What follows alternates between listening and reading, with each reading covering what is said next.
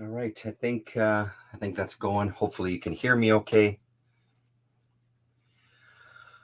It's me, Comic Crack, and wanted to do some sorting tonight. I was gonna do it this weekend, but I'm kind of Jones, and I'm kind of itching to do a dig through the bins. For those of you who joined me last time, we went through kind of the one set of bins. I missed some from the bottom row. We'll probably try to tackle that tonight as well too, because I think like these first two drawers will probably go pretty fast, and we'll kind of focus on the bottom two. I've got a whole camera rig set up here. Hopefully, hey 420. Hopefully it works itself out, so we can dig into this stuff. So let's just crack into it. Trademark. To start, we'll go through the gutters of what's in here. This is as high as my tripod can go, unfortunately. Take your time. Is that what you're saying there? Yeah, I've got the computer. I can sort of see it. Yes. So, yeah, some X-Force. So this is Milligan and Allred.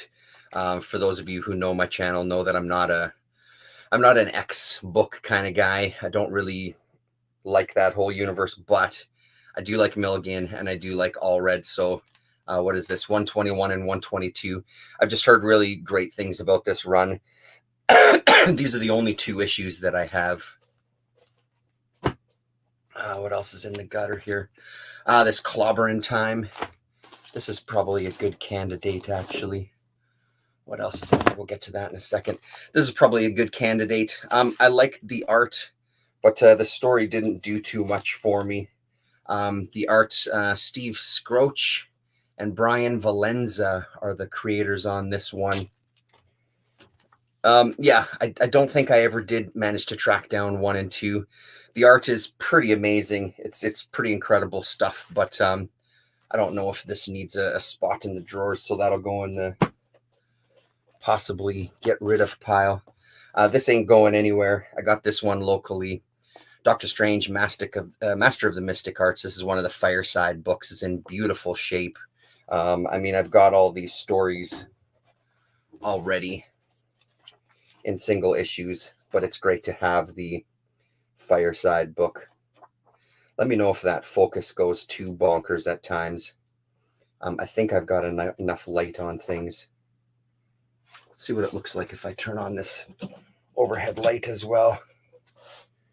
I mean, it gives it a little something. Maybe that much light will kind of make it a little better. We'll see. Anyway, so that ain't going anywhere. That's a beaut. Looks like there's some posters in here.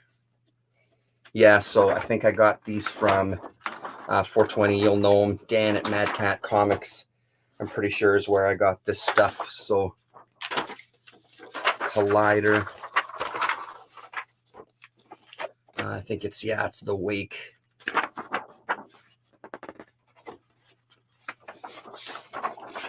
I just don't have any room to put these up, but I don't want to get rid of them. They don't take up that much space, so stuff like this I'll hold on to for sure.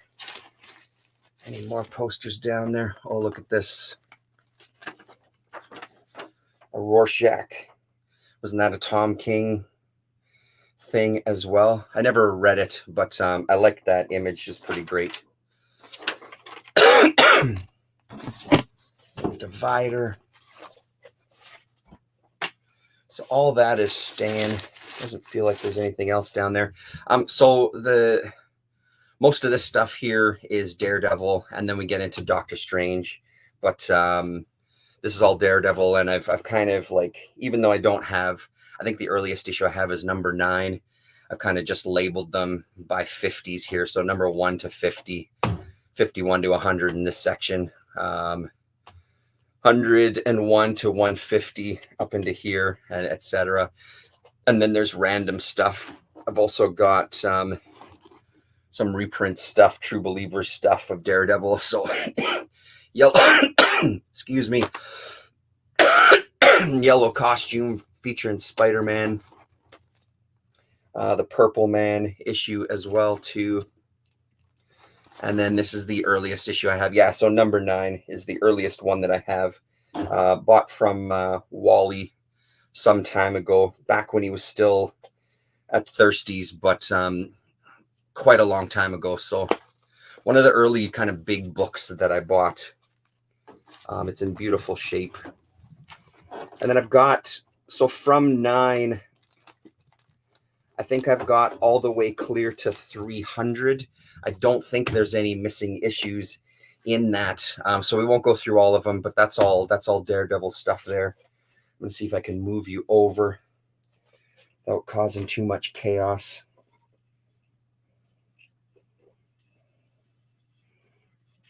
There we go. Let's try that. More gutter books here. The newer Doctor Strange series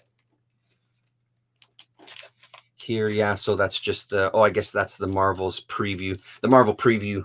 So with the Doctor Strange on the cover, Silver Surfer Parable with Mobius, kind of an essential part of any collection. And then this is the one shot where they collected everything, because I think it was a 2 or 3 issue.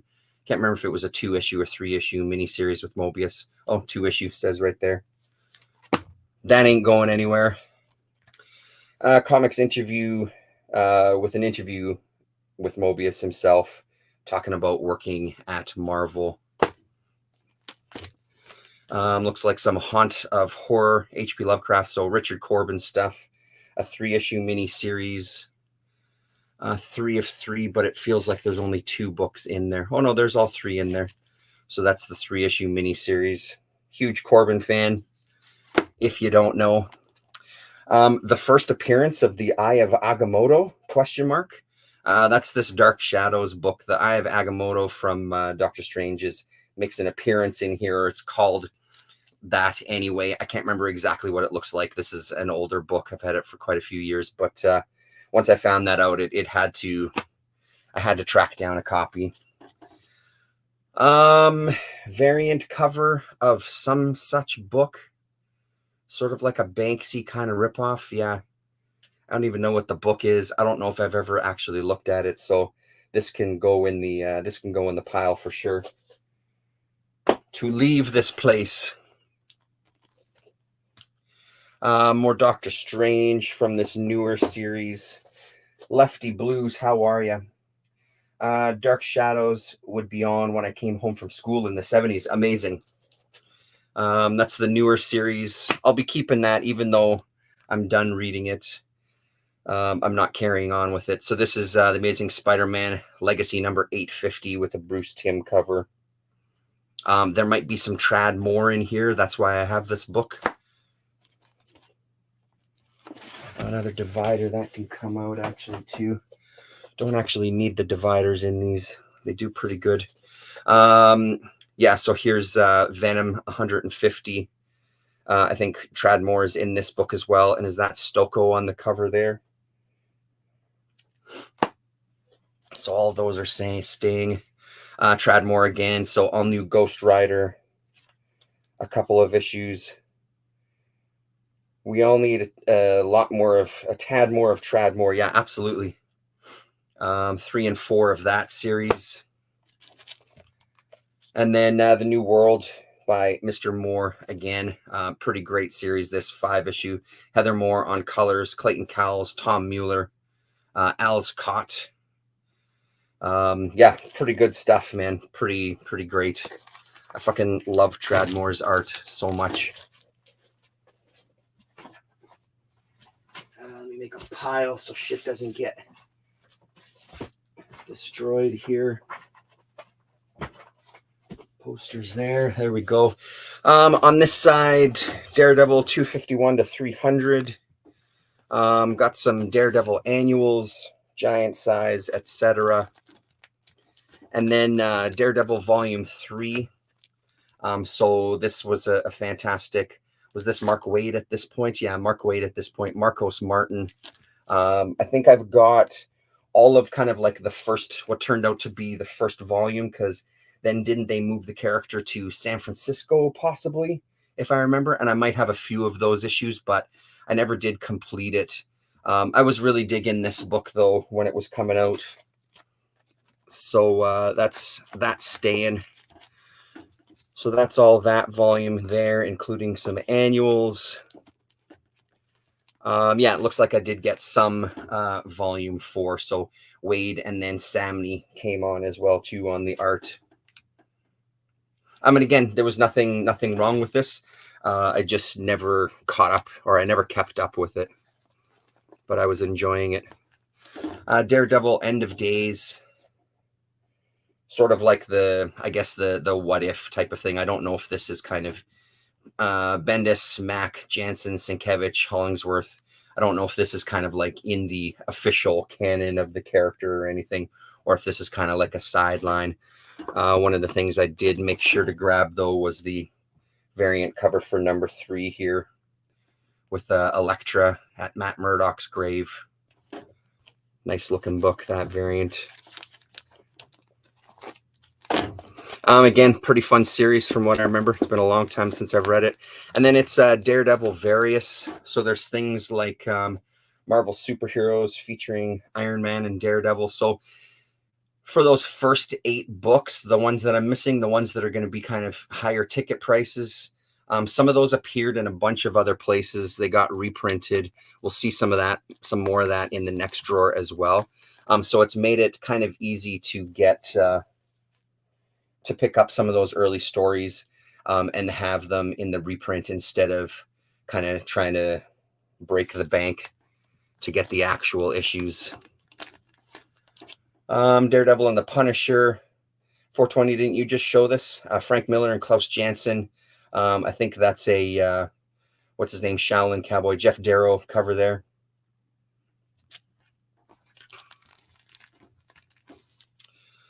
Spider-Man, Daredevil, Wolverine, Daredevil.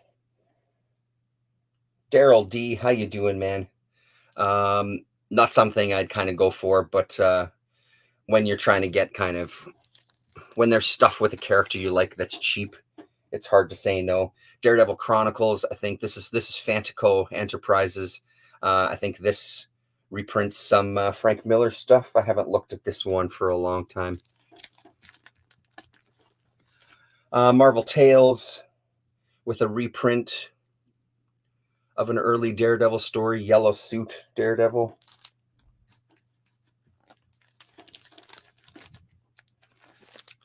Daredevil and Iron Man, Marvel Adventures, Super Size, More Thrills.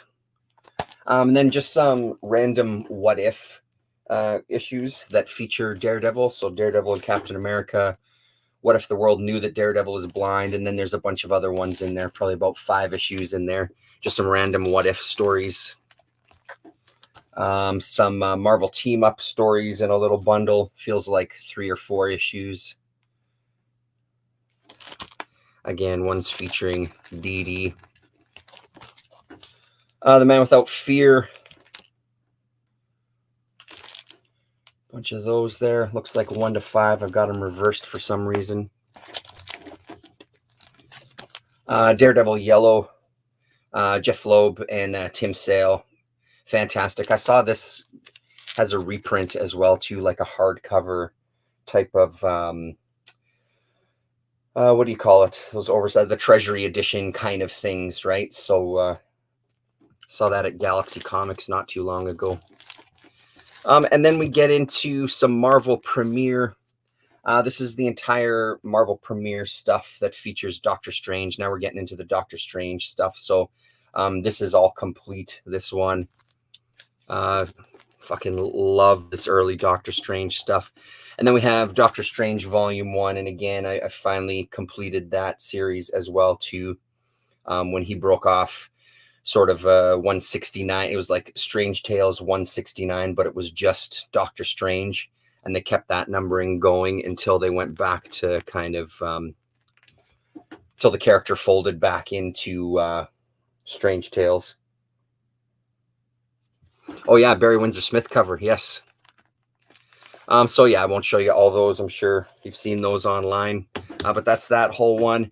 And then next over here is all volume 2 of Doctor Strange, every single issue there.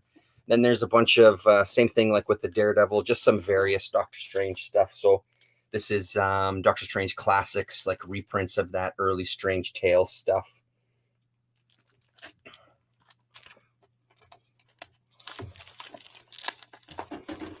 What other kinds of things are in here? None of this stuff is going, so again, we won't spend too much time. Doctor Strange Special Edition. Bernie Wrightson cover there, wraparound cover.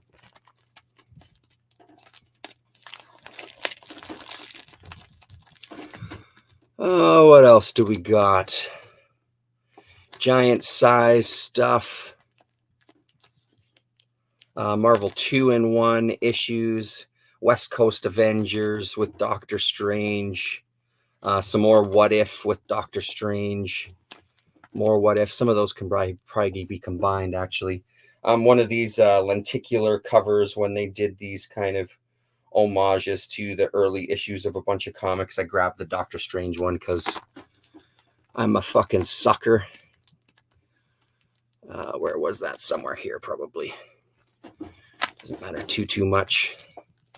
Doctor Strange, The Oath by Brian K. Vaughan. That whole mini-series. 5-issue mini-series.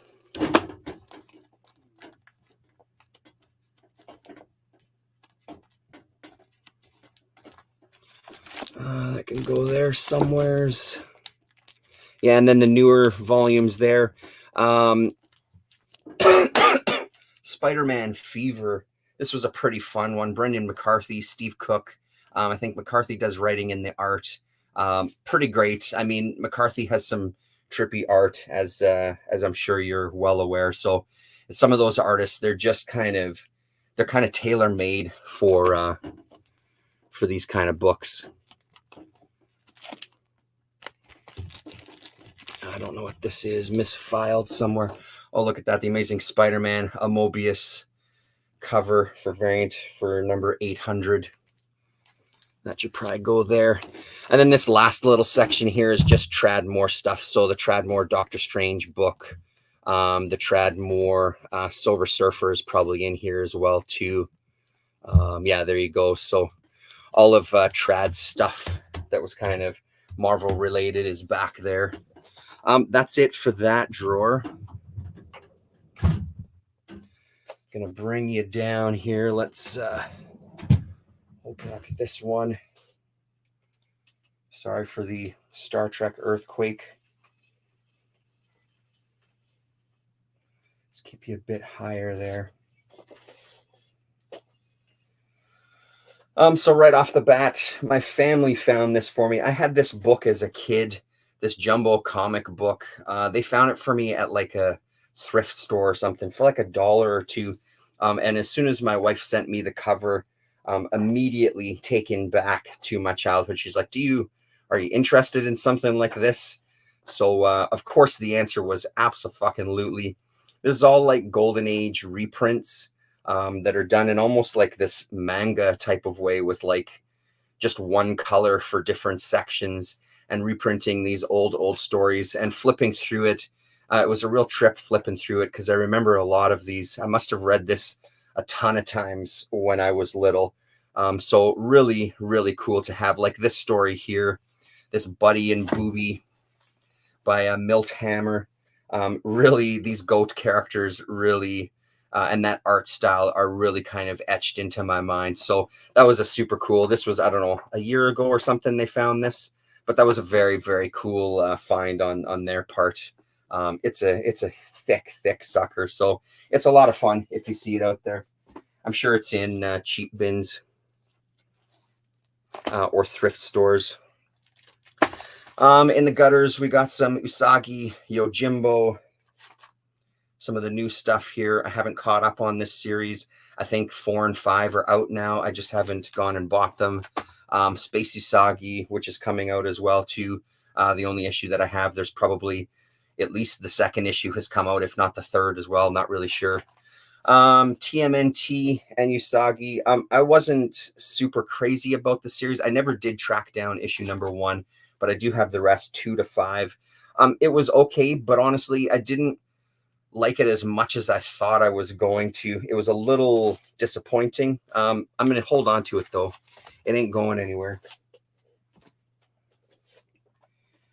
What do we got in here? So when I was making all these magnets and stuff, I had a bunch of these plastic, like they're kind of like notebook paper where it opens up, you put images in, you seal it up and it self-glues, and then you kind of cut it out. So I was making some stuff to put some magnets. Some of this is some of my art as well. And then some obviously isn't. So I was making like little posters to do magnets for my filing cabinets here. Suspect Device, Crack. A gig poster for a band I love, Fax Head. I was at that show in Toronto. Some postcards that came from my brother from Colombia. I thought those would make nice kind of magnets for it. Some postcards that I just had from various companies over the years. Another great band, Borin and the Club of Gore. Really, really great kind of dark jazz, kind of really good shit, man. Okay.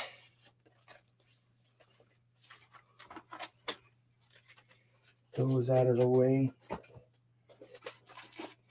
Let's take out these dividers too. I don't know. I guess I thought at one point early on that these dividers would do me good, but there's so much space in between the rows that I don't think they're necessary. So here we have Strange Tales on this side. My earliest one I showed off in a video recently, 115.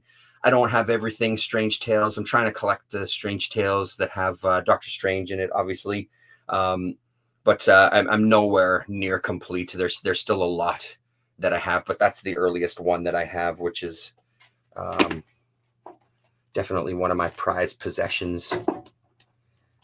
And then from 115, we jump to 130 is kind of the next one that I have in line there. So quite a few missing there. These Strange Tales books are so much fun, man. Really great stuff. Again, I won't show you all of those, but there's a bunch of them. 142, just to pull out another random one. And this older stuff, like I said in the last video, I keep them in single bags and boards. Some Brother Voodoo stuff. I don't think I have the first issue. I think because I had this series for quite a while, and when there was talk of him coming out in the movies, I got the first issue graded and sold it a long time ago. So I don't have this whole kind of run of Brother Voodoo. But again, it's not something I can kind of feel like I'm going to get rid of. One of the reprints here, Strange Tales featuring the Warlock. And then after this, I've got some more Marvel superhero stuff. And again, this is reprinting some early Daredevil. I think there might be some Doctor Strange in some of these as well, too. So I've got a bunch of these. And they're great. Like, I think I was talking about this when I was first picking these issues up.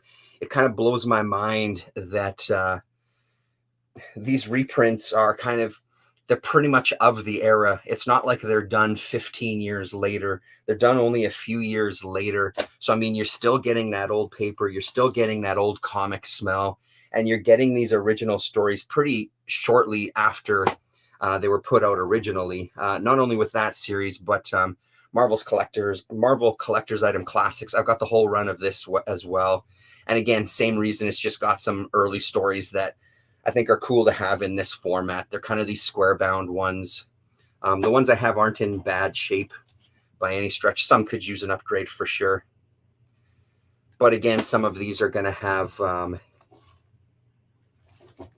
Daredevil and Doctor Strange in them, I think. Yeah, here we go. So there's an early Strange Tales there, 111. So that's issue number 4 of it there. And of course, then you get some other stuff like Fantastic Four, Hulk, Tales of Suspense, etc. So super fun run. If you don't have those, I think they're well worth hunting down.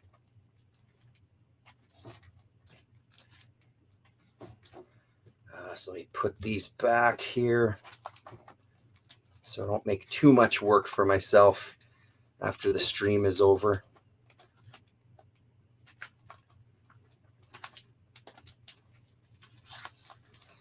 That one goes there.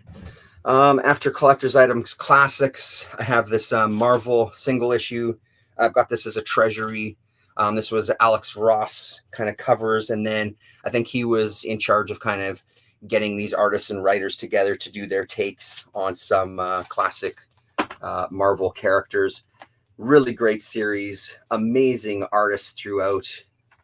So this was an easy double dip for me because I really loved these single issues. So when that treasury came out, it was a no-brainer. A few issues of Marvel Fanfare.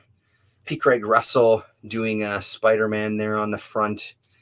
There was is there a Dave Gibbons Doctor Strange in one of these as well too? We looked at that one. It's one of the better Doctor Strange stories out there, I think. Total blast, and his art is just fucking mind-blowing.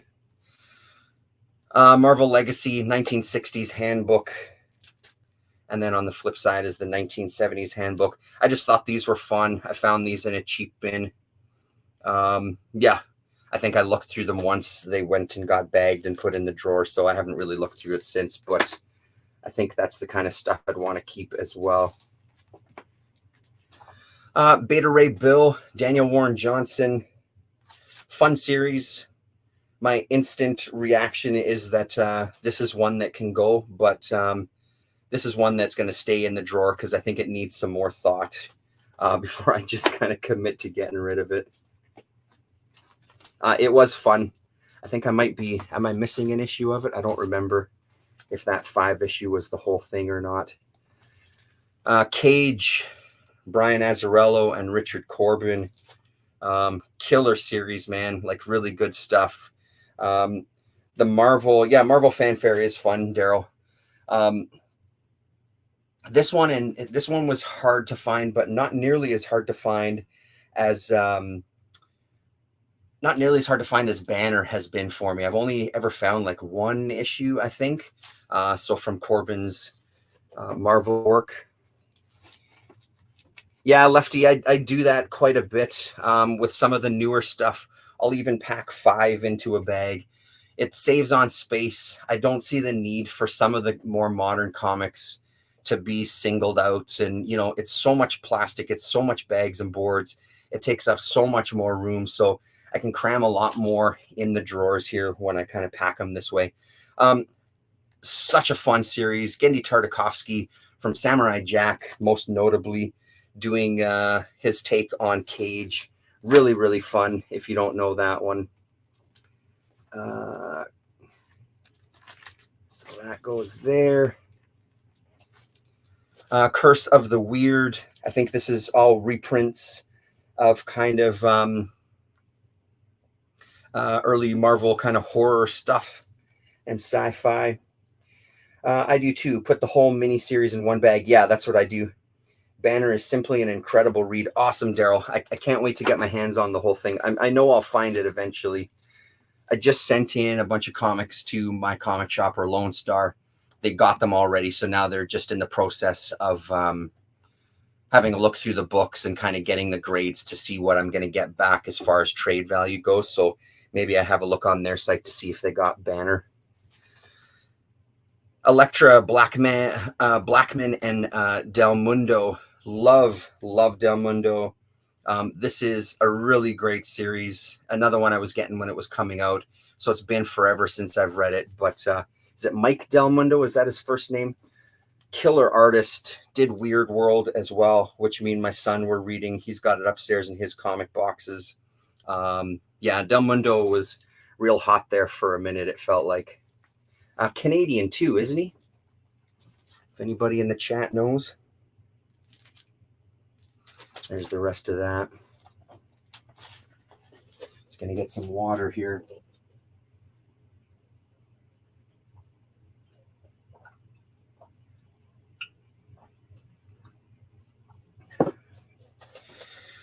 What do we have next? More Elektra. Frank Miller, Klaus Janson, the Elektra saga. I wonder if Ronin is going to be in here somewhere then. So I've been meaning to look for that issue. Tim Morant. I don't know how many of you know Tim Morant. He did videos. Oh, sorry. He did videos quite a while ago. He comes and goes, but he came back recently and did a video, and he was talking about reading Ronin, and he was talking about he would love to have kind of a live stream with a bunch of people talking about the book. So I said I'd be into it, but I just haven't had the chance to hunt for the issues in my collection. So maybe we'll come across them here. And then more Elektra, some Black, White, and Blood issues. I don't think I ever got this whole thing, but I do like trying some of these out. They can pay off. I think there's a Peach Momoko story in that one. Seth Fisher, my man. Fantastic Four, big in Japan. Killer series. 4 issues. Zeb Wells and Seth Fisher. Really, really fun stuff. Giant monsters, Fantastic Four, crazy psychedelic, almost Jim Woodring looking creatures there in this one. Really, really great. I think it's a local colorist as well too in that book. Fantastic Four Grand Design, Tom Scioli in his Everdense. I never read this. This was some of the stuff that I like supporting those guys. I think their channel is really great. So I was picking these up in kind of like a supporting them in a roundabout kind of way, even though Tom doesn't really appear on there on the Kayfabe channel too much anymore. There was a time where he was kind of coming around on it. There's the Jim Rugg cover for that one. I am tempted to get rid of those because I know that I'll never read them, but it doesn't take up too much of a footprint. We got some Godzilla, some Marvel Comics Godzilla. Another one, I don't have the whole run. Number 2 is my earliest issue there. I don't really know what I'm missing. It's not a series that I was really, really hunting for. It's kind of one of those, if I see them for cheap and there's issues that I don't have, I pick them up. As much of a fan as I am of Godzilla, sometimes those early issues can fetch a ridiculous price. And then we get into Cull. One of the things I was reading, I guess 2 years ago at this point. Jesus Christ, that's goes fast. Love Cull. That year of kind of digging into this character was really fun, even though by the end I was really getting burnt out on Cull stories. I think it's a pretty interesting character. Yielded some really great stories, some amazing art. Yeah, so another series. That shit ain't going anywhere. Mad Balls, my favorite. I think I've got doubles of most of these issues. It's another one. If I see them in like a dollar bin, I end up buying them. So I probably got that series a couple of times over. And then we've also got some of the Roar Comics Mad Balls stuff. This stuff, if you like the original Mad Balls and you like kind of independent and underground comics, highly recommend this series. Again, a lot of guest artists, a lot of kind of guest indie artists in this one. I think this guy, even Gun Show, who's pretty incredible, makes an appearance in this in one of the stories at least. But this is really, really fun. There's a bunch of variant issues or variant covers as well too that are kind of like this, a focus on kind of one of the Mad Balls. I'm missing some of them. Again, it's not a must-have, but they're high on my list if I do see them. The Garbage Pail Kids versus Mad Ball stuff. This was kind of fun. I don't think this is necessary unless you're real hardcore about both of those. I don't know if I'd rush out. The disappointing thing about some of these was that it was just the same artist on the whole series. I much prefer with these kind of characters to get a bunch of weirdo independent artists to do stuff. And then here's Garbage Pail Kids Origins. And then there's more Madballs and Garbage Pail Kids there. Some Red Sonja, including Marvel feature #1.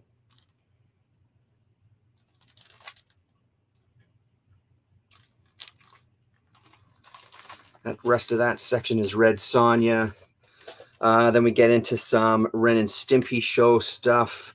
Nowhere near as good as the cartoon, but still fun to have, and you can usually find them cheap. The Sword of Solomon Kane 6-issue miniseries. Another kind of character that intrigued me. So I don't know if I ever finished reading that one, to be honest. Wolverine Pastoris. Das Pastoris, is that his first name? DAS. Great stuff. I think it's 2 issues here. Yeah. So Wolverine Revolver and Wolverine Switchback. Joseph Clark is the writer on this one, and then someone with the last name Gischler, Gischler, on this one here. Really great couple of issues there. If you see those, don't hesitate to grab those. Total blast. More variant cover stuff. This is what the fuck is his name now? From Laura. Shit. Completely blanking on his name. Someone in the chat will know. I'm just completely drawing a blank on his name there.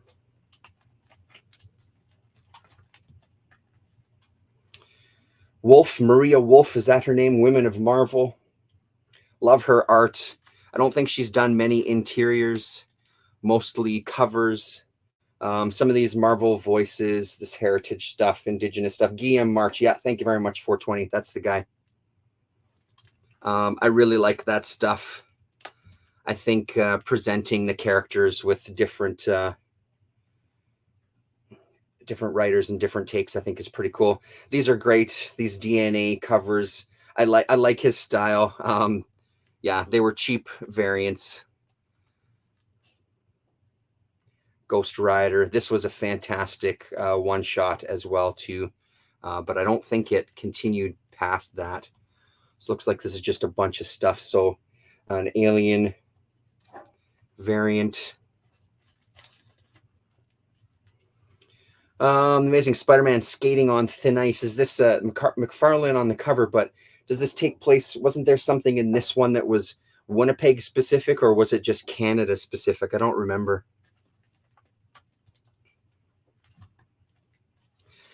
Dune issue #2. Oh, don't you dare. Sorry. My high-tech tape rig was giving way. Just give me 1 sec here. Let me manhandle you for a minute. There we go. All right, you gonna stay? Yes, there we go. Dune.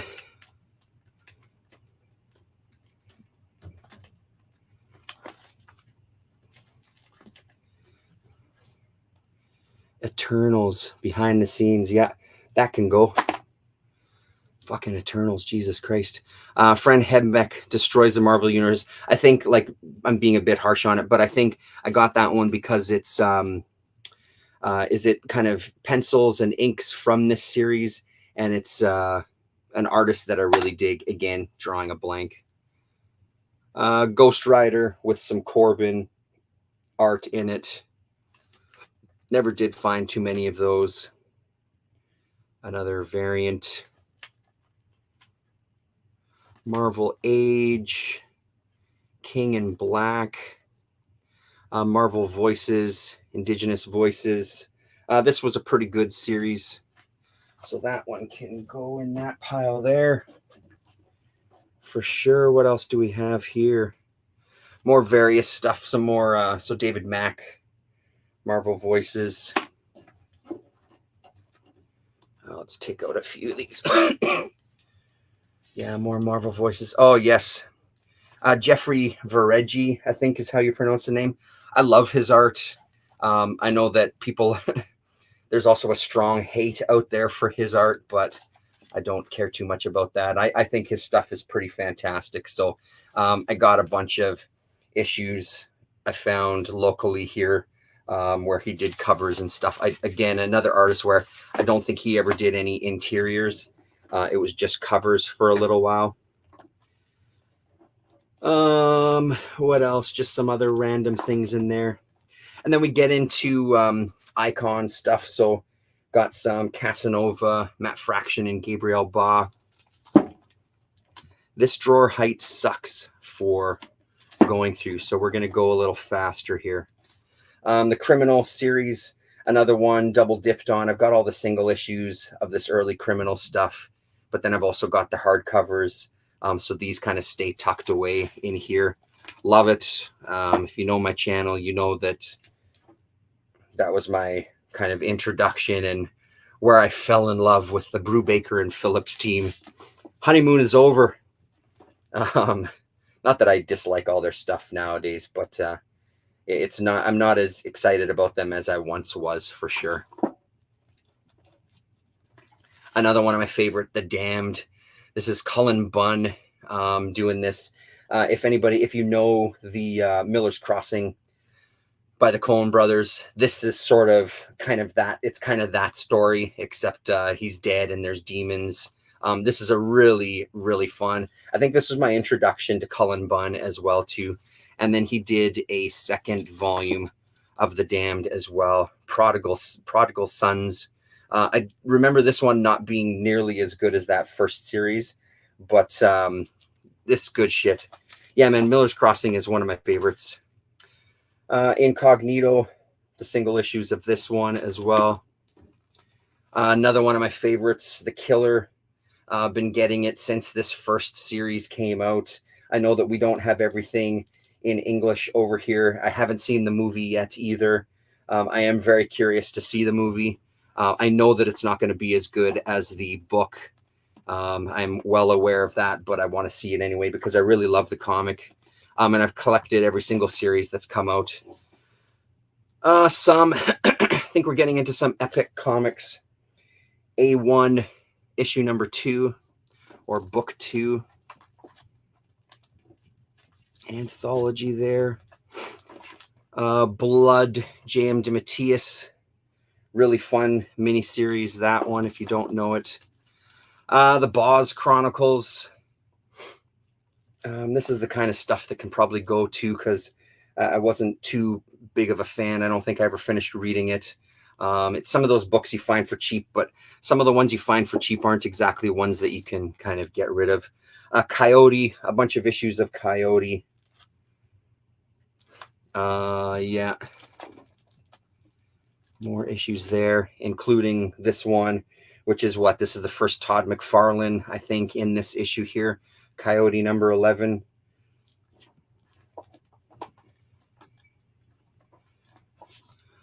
Epic Light. Katsuhiro Otomo's A Farewell to Weapons. Really great one-shot. I don't know how easy that is to find. A bunch of Gru Chronicle stuff that I think reprints the Pacific Comics issues. Mark Evanier and Dan Spiegel, Hollywood Superstars. One shot, I think. Memories by Katsuhiro Otomo as well, too. Another one shot. Really, really good shit as well. My man, Ted McKeever, Metropole, one of my favorite books, period. Love McKeever, love Metropole. That series is kind of etched into my DNA. That was an early kind of independent book that I kind of fell in love with. Well, not independent, it was Epic, but kind of one of those gateway drugs into more indie comics that were a little more bridging the line of like mainstream. Moonshadow. This is Matthias as well, too, isn't it? This was a great series. This was really fun. I think this one got a reprint recently as well, too, in a big collected edition. Mobius's Airtight Garage.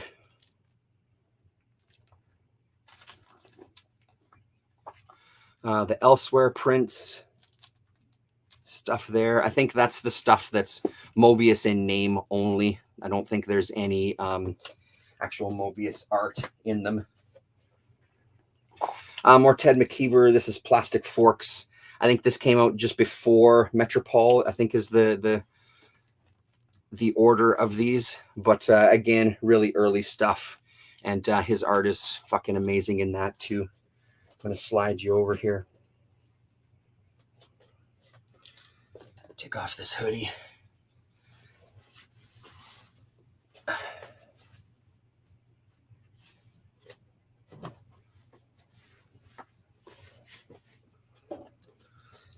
Okay.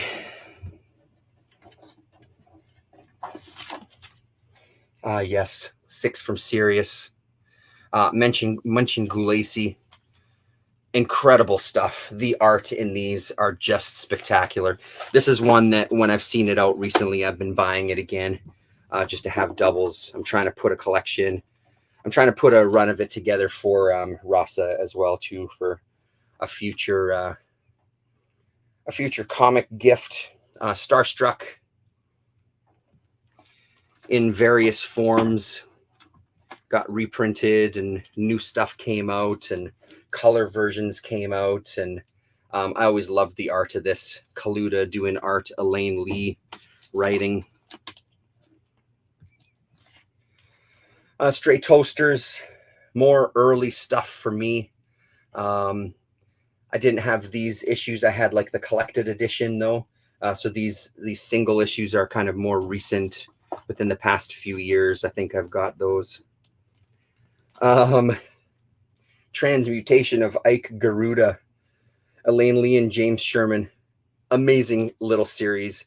If you look in my archives, there is an old video, probably kind of pushing 9 years ago, 10 years ago. Wow, actually, probably pushing 10 years ago, because I think I did the video at my now wife's place before we had our daughter. So old video where I did a focus on this one. Really like that one.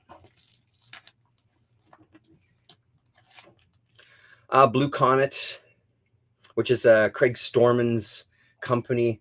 Love this stuff. The Storman stuff is the best from Blue Comet. But because there wasn't that many, I tried my best to collect everything that they put out. I think I'm pretty close to it. Crime Smasher, The Devil's Workshop.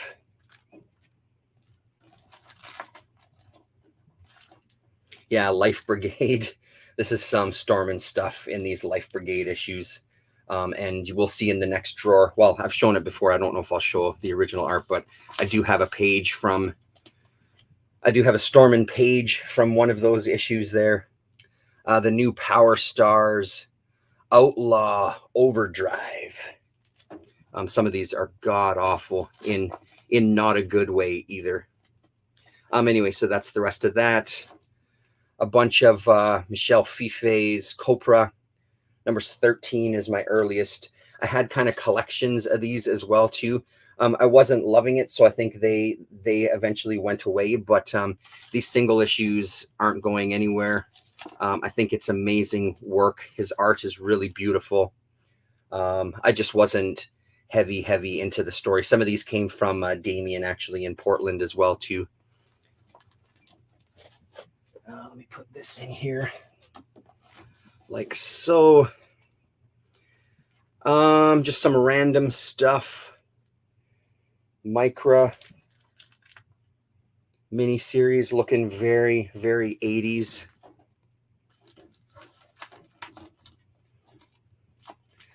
More Micra.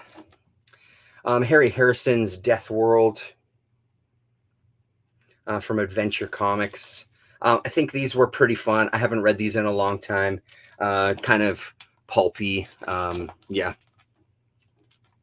Nothing that you need to rush out and pick up. Frankenstein Alive. Bernie Wrightson, the IDW reprints of these, beautifully presented. I think I have them all, but this is gorgeous, gorgeous stuff.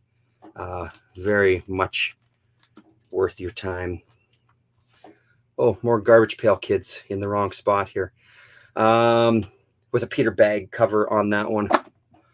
Put that one over there. Some Godzilla Cataclysm. A bunch of the IDW Godzilla stuff in here next, I think. Yeah, so even the Stoko, the Half Century War.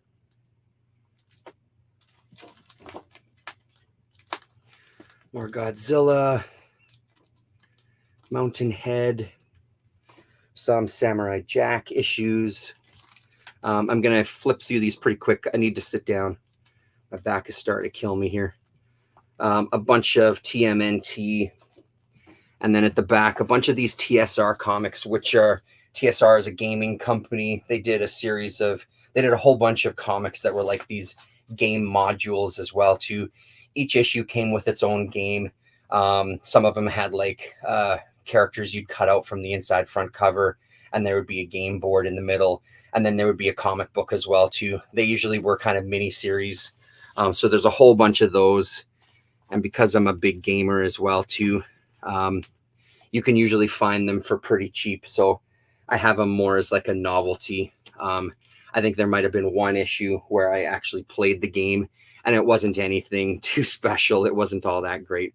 No surprise, but they're fun stuff, and you can find them for pretty cheap. So yeah. All right, now put those like that for now. I'll lower you. Just gonna make myself some room here, so stand by. I don't have any canned music for you to listen to, unfortunately. Put those down there. And we'll put those down there.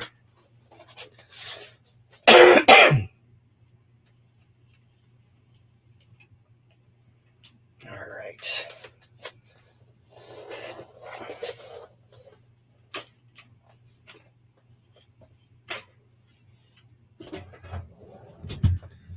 Let's open that drawer so we can see how low we go here. Let's try to there.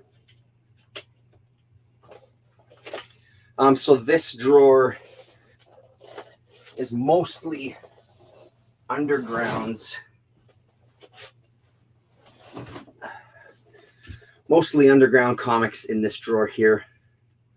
Kind of get you positioned here. Hopefully you can still hear me. The microphone is a little farther away from me now, but oh yeah, it's glorious to be able to sit. Yeah, some of this I've shown before. Harry Nordlinger from Vacuum Decay. Got some original art from him. Let me just move the screen so I can see if there's any chat. This is the original art for the Vacuum Decay t-shirt that he did. There was 2 layers to it, so bought that off of him.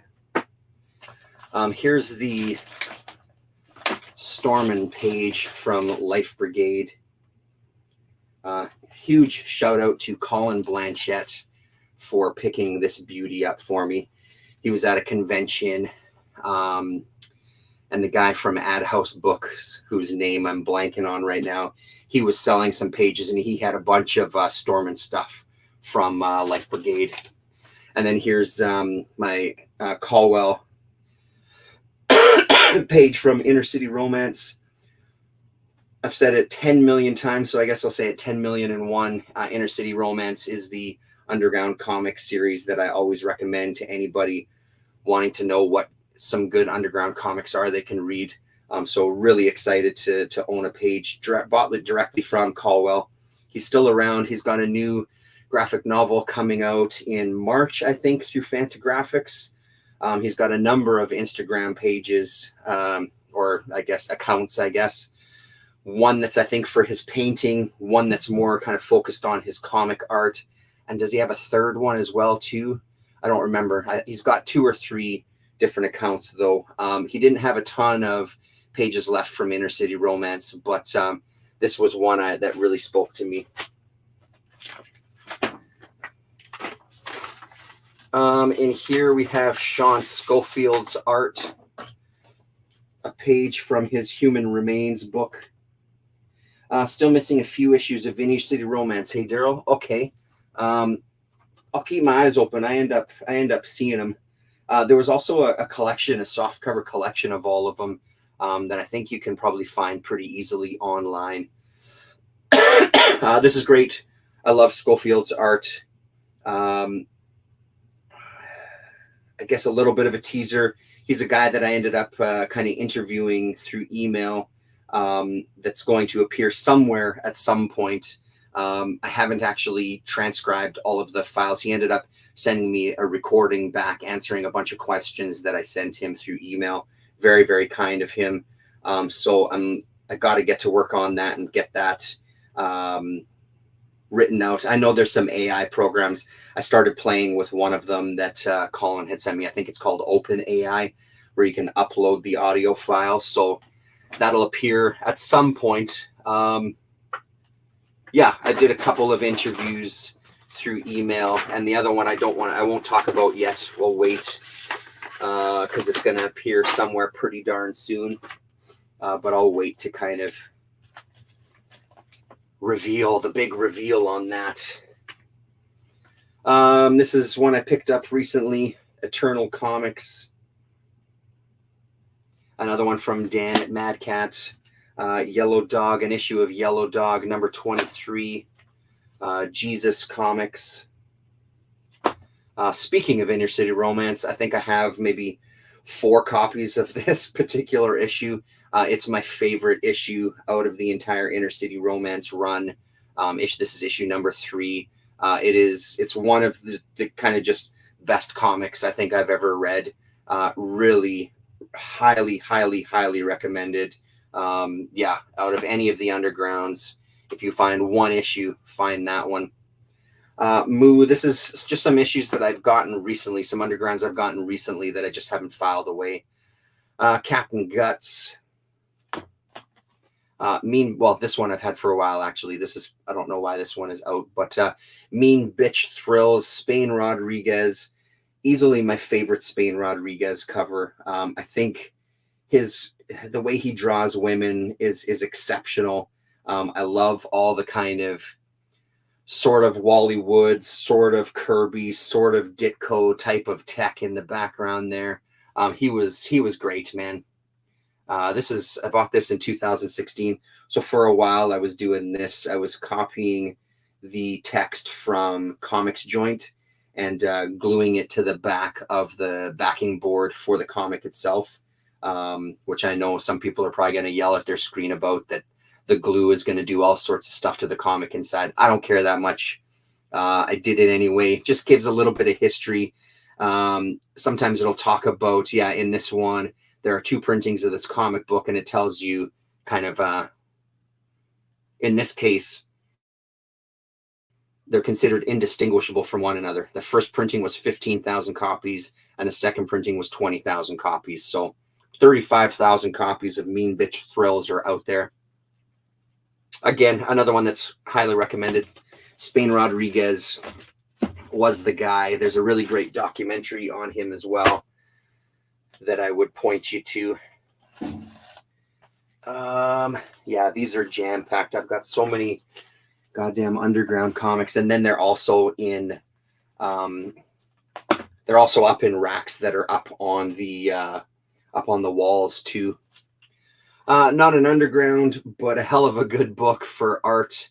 Jeremy Bastian. This is from Archaea. Cursed Pirate Girl, The Devil's Cave. This was one issue. I don't know if this was intended to be kind of a continuing series, but as far as I know, this was the only issue that came out. I think he might have self-published some stuff too, if I'm not mistaken. This one was a recommendation from Rasa And it's gorgeous, really, really gorgeous stuff. Mr. Jack Jackson, White Comanche, Red Raider, Tiano Exile by Jackson, Alamo, the true story of Juan Seguin and his fight for Texas independence. I love Jackson's stuff and this kind of historical fiction, I guess, because it really kind of, some of these really blur the line of like telling an actual account, and then there's some other elements kind of injected into it as well. Really, really great. Short order, guys like Art Spiegelman, Willie Murphy, Jay Kinney, George Kuchar is in here as well too, Bill Griffith, Rory Hayes, Legion of Charlies, Grim Wit, of course, and then another Grim Wit, some Corbin goodness there. So those are what were in the kind of gutters. All this is sort of alphabetized as well too. This I got in a collection of underground comics. It's Drug Manufacturing for Fun and Profit, Mary Jane Superweed, a sequel to the Marijuana Consumers and Dealers Guide. Make DMT in your kitchen. New, simplified process. Produced by Stone Kingdom Syndicate. Dun, dun, dun. What else do we got in here? I won't go through all of these, even though I'm tempted to show you all the undergrounds. Abortion Eve. I'll just show you a handful of these here and there. Adventures of Crystal Knight. Adventures of Fat Freddy's Cat. That got misfiled there, because there is some Fat Freddy's Cat over here. Here they are. The little digest size, the little books, a bunch of those, 4 of those. I think it's like the first 4. I think a couple of these I might have gotten from the UK when I was a teenager. That's when I kind of first discovered like the world of the Freak Brothers. I remember, I think Idiots Abroad might have been coming out at that point, or maybe it was just before that, because I'm pretty sure I got an issue or 2 of the Idiots Abroad stuff. Pardon me, when I was in the UK. So I have the pence, or unless I traded them away, I might have traded away the pence versions. But yeah, some great stuff there. The Adventures of Misty, adults only, Forbidden Fruit. Got a box of dirty comics from Ashley at 204 Comics quite a long time ago. He kind of had this shoe box. He's like, Terrence, I don't know what the hell I'm going to do with these. Do you want them? Just name me a price. And he said, trust me, I'll take whatever whatever price comes out of your mouth. I ended up, shit, I dropped that and just banged it up. Fuck. I ended up getting rid of most of them because there was a lot of just absolute trash in it. I did save a couple of things, though. All Atomic Comics. There's a couple of versions of this one here, I think. Yeah. So that one had a sticker over the price tag, but here's the next printing with $1 price tag, color cover and everything. No, I didn't do. So this apparently is the first printing. It's Comics Joint is a great resource for finding out about the various printings of underground comics. They do a really nice job of trying to point out any difference. The Fogel Price Guide is another one that I always recommend too. Even though I've definitely got issues with a price guide coming out for underground comics. But what are you going to do? All Girl Thrills, Trina Robbins and Company from the Print Mint.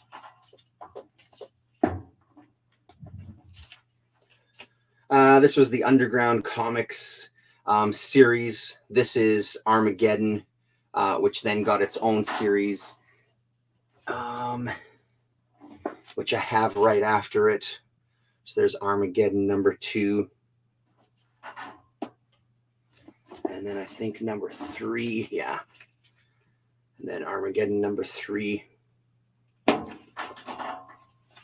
And then for the rest of the Underground Comics series itself. That's number 2. I don't think any of these broke off to become their own. And I think some of them were flip books as well, too. So another story on the other side. This mountain one was pretty good, I remember. There's number 4. And then, of course, the infamous number 5. This is Rick Veitch. The Veitch brothers' first work, I think, in this Two-Fisted Zombies. So issue number 5. I'm sure I have a video on this somewhere in my archives where we kind of looked at it. Where did that go? That goes here.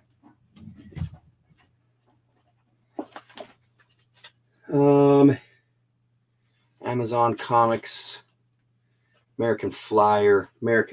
Yeah, I don't want to go through all of these here. Some Anarchy Comics as well, because none of these are going anywhere. These are all staying with me.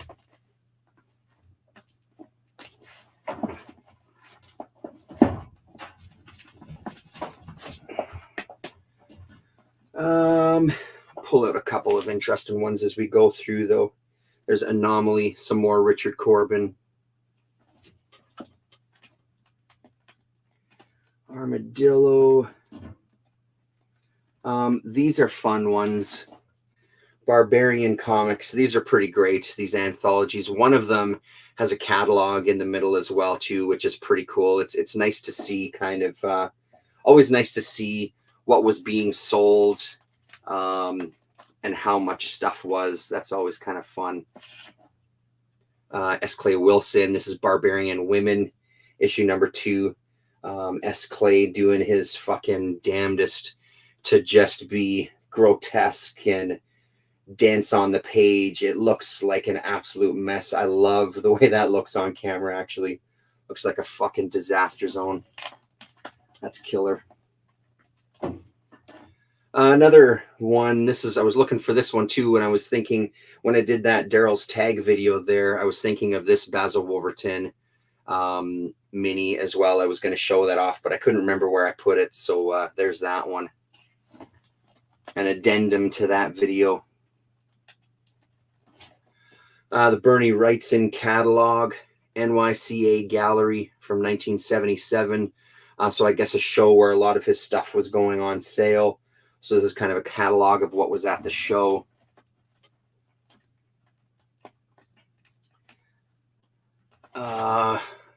Just one issue of Bijou Comics. It's not something, Bijou Funnies rather. It's not a book I come across that often. So this is number 5. It's a little kind of warped from a bit of water damage. 2022 is when I got this one. Back in the day when I was still stamping. So from Comic Factory, $9. Taking note of when I bought stuff and how much it was. Some issues of Bizarre Sex.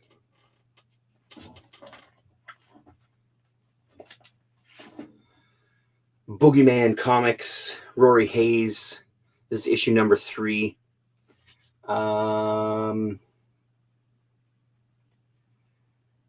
Gray, that's a yellow. This might be a third. That's orange. This might be a third printing. This might be a third print of this one. That's the bonus of having this information on the back. This one especially, there's a whole bunch of notes from Comics Joint on what printings are what and what to look for the various printings. So super handy to have right with the comics. So the Book of Raziel by John Thompson. John Thompson, one of the best.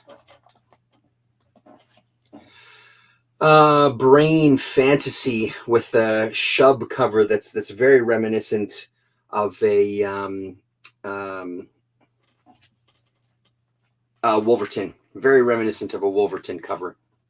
Buzz Comics from Kitchen Sink. This is another one from my teen years. There was a million anthologies out there. This one had Daniel Clowes, Jim Woodring, Tompkins is in it. So Friedman is in it as well. Those ones I've had. These are ones from my youth that haven't gone anywhere. There's some Basil Wolverton reprints in this one as well too. And Buzz number 3, Roy Tompkins, Charles Burns, Mac White. Great stuff. Fun little anthologies. There were so many goddamn anthologies at that time. Some Cheech Wizard. The Complete Cheech Wizard. Cocaine Comics.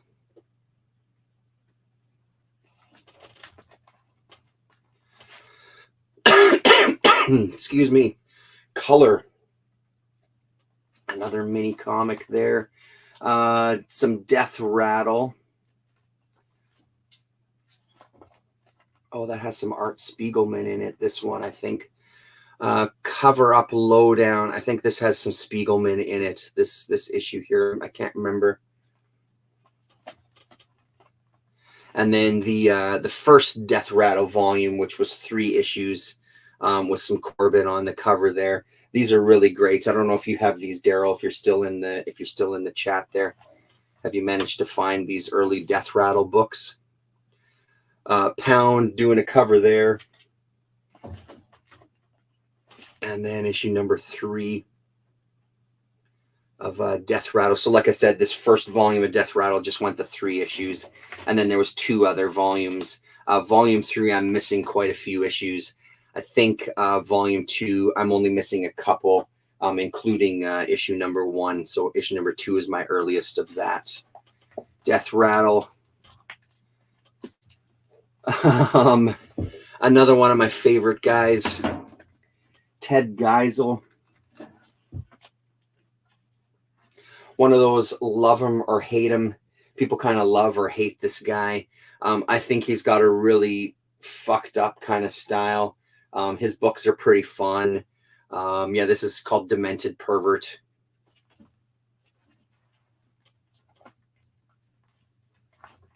Despair. Some more, a guy Caldwell. This is his series called Doll from Ripoff Press. Sorry, not Fantagraphics. Ripoff Press. Pretty fun one. I enjoyed it, but again, when it comes to Caldwell, Inner City Romance is where it's at. Dope Comics, just a few issues of those. Dope and Dan, Dr. Atomic, Easy Wolf, Fantagore stuff, some more Corbin, Fat Freddy. These can go back in there along with that. What do we got on this side? Take out some of these. Fire Sale, Willie Murphy, Flamed Out Funnies, Fog City Comics, Stamp Art, more Fog City Comics, Ran Home stuff in there. Another Fog City Comics, that's probably my favorite cover from that run there.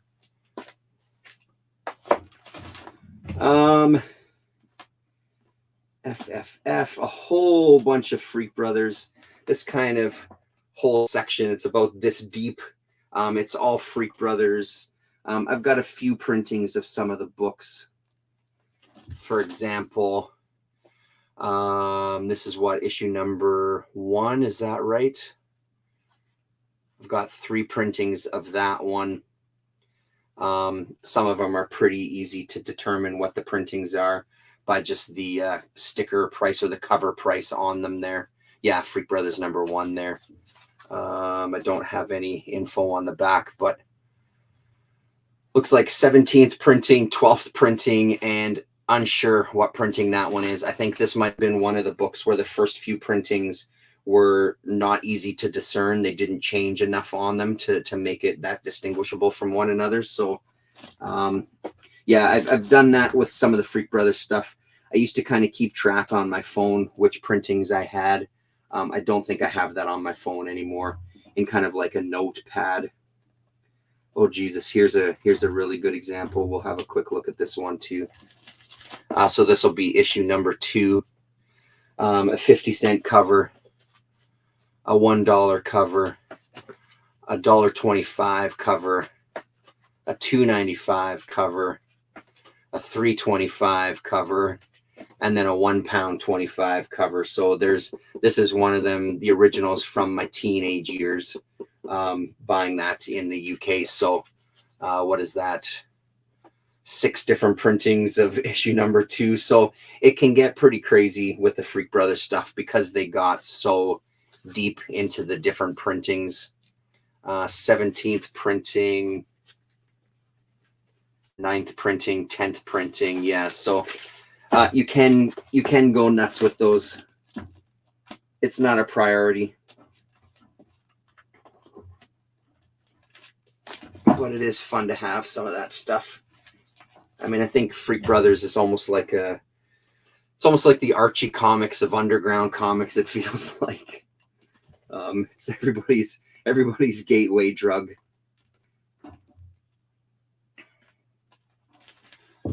Some Harold Head, some more Rand Holmes. Great fucking cover there, man. Thanks very much, Lefty. Thank you. It's been years in the making, this underground comics section. This underground comics was my focus for many years at the beginning of doing kind of really, really deeply getting back into comics and starting the channel and things. I'd always had some underground comics that survived from buying them up as a teenager. But in the last kind of 10 to 12 years, that collection has really grown. The undergrounds have really grown, especially when I started doing videos and hitting hitting eBay. There was a time where there was a lot of underground comics lots for dirt fucking cheap on eBay. So I got a whole bunch of good stuff. There's videos in my archive. I know Daryl D has discovered some of those videos because he's dropped comments on some of the older ones. More Spain Rodriguez here. So it was a real sweet time period there of being able to grab a bunch of stuff. There was a guy in Quebec who I was buying stuff from as well too. And I was picking up books from him. And when I started kind of digging deeper, I realized pretty quick that I was overpaying with the books he was selling. He had some killer stuff. They were in beautiful shape, but considering what I was managing to find underground comics for, I kind of stopped going to him because it was just too pricey, even though the benefit he had going from him is because he was from Montreal. Philip Jose Farmer, The Image of the Beast. This is a great fucking comic here. This is a good issue. Grizzly on the front. He had the shipping price going for him because he was within Canada. I could buy a good chunk of books and it not be super expensive to ship them to me. So here we go. Here's Inner City Romance, issue number 1, number 2.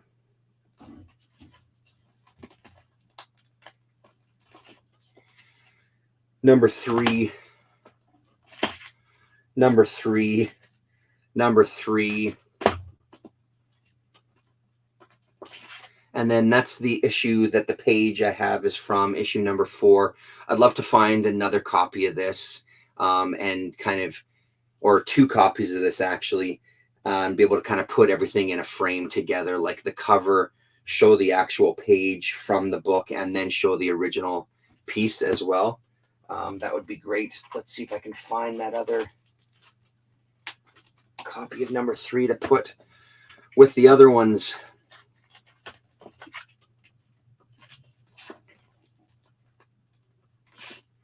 And then issue number 5 of Inner City Romance. Put all these 3s back. So Daryl, I don't know if you're still there. Is it issue number 3 that you need? Because if so, I might be able to be convinced to part with one of those copies. Insect Fear. What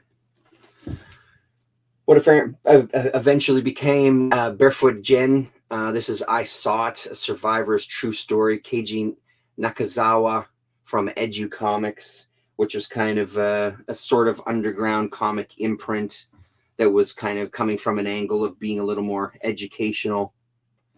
Joel Beck's Comics and Stories, the collected works. 3 of the world's first underground comics. Everybody likes being the first. Jackson and being another one of those guys. Von Bode, some more Von Bode. Junk Waffle. More Junk Waffle. Some British stuff here. Knockabout Comics. 3 issues of this one with a whole bunch of artists. Well, Eddie Campbell is a name. David Hine is another one.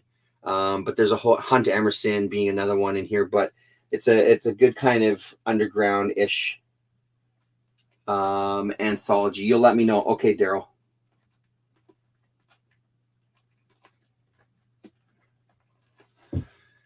Beautiful book, this light. Jackson doing some full page stuff in here. Beautiful, beautiful stuff.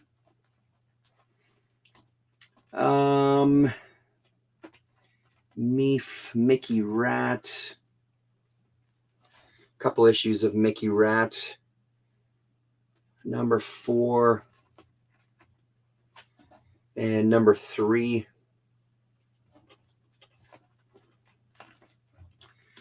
Mondo Snarfo, Mr. Natural, some Mr. Natural stuff. Mystic Funnies, Timothy Leary. What else is in here? Of course, Omaha, the Cat Dancer. Can't go wrong with Omaha. This is actually a pretty goddamn good read. I never did finish the whole thing, but the issues that I read, I really enjoyed. I should pull that out again and dig into that again. Another one from the early days of crack getting into underground comics, People's Comics. I got a few printings of this one now as well, too. An early kind of crumb book there that I've found. Another one that I always recommend, Charles Dallas, very underrated underground comics artist. This is a 3-issue miniseries called Psychotic Adventures Illustrated. Highly recommended, kind of horror. This is from, is it Company and Sons or Comics and Sons? Company and Sons, maybe. So 3 issues there. Beautiful covers. The art that you see on the covers is what you get on the interior. It's just black and white on the interior, but still a very, very unique style. Some really cool kind of a little horror, one-man horror anthology. I think there's like just a couple of short stories in each of them. Does this one only have 1 story through the whole thing? I don't remember, but I think these other ones are just kind of short stories. Very, very much recommended. Charles Dallas, one of the unsung greats from the world of undergrounds, in my estimation.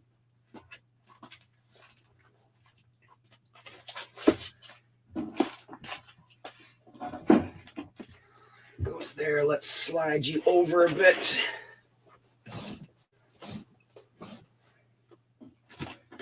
What do we got here? Pain. More Geisel stuff. I mean, look at this. That cover is just exceptional, man. Just wild, wild stuff.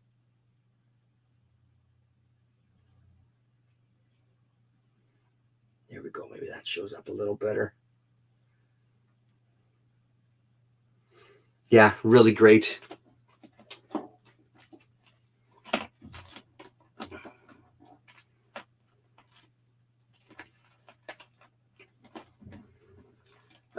What else do we got in here? Rip-off comics. So this anthology eventually turned into magazine size.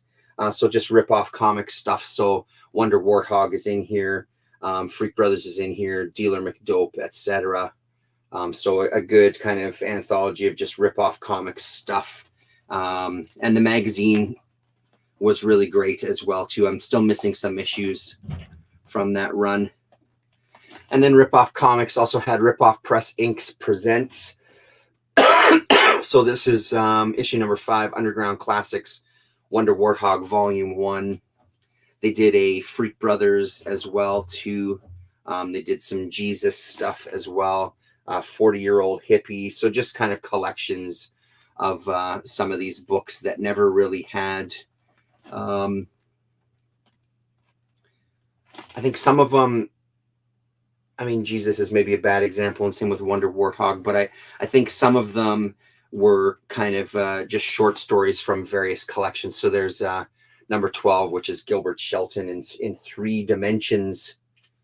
I'm not sure if the glasses still come with that or not, but I've got so many 3D comics that I'm sure I have glasses somewhere.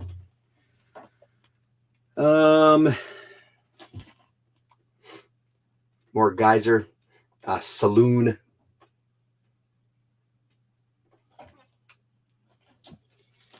And then San Francisco Comic Book, issue number 2. So another anthology.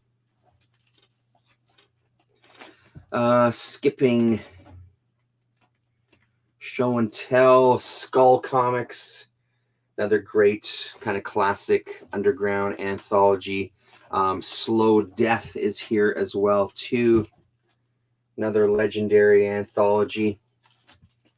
Some Corbin in that. And then after that, you can't go wrong with some Snarf. Here's Snarf issue number 1. This was another one. The later issues were coming out in the 90s when I was kind of collecting independent and underground. So I heard about that through stuff like this issue here, number 14. And then this one, I think, with the same guy that did the covers for those Buzz that we were looking at as well too. This is issue number 15. I think this was the last issue of Snarf, but that one ran up into the 90s. There you go.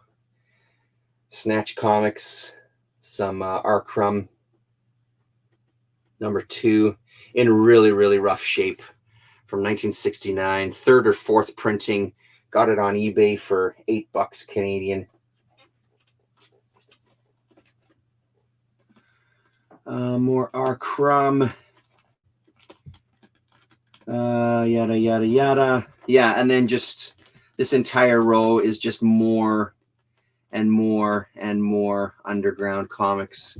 Weirdum Comics. This has some Corbin as well too. What do we have at the back?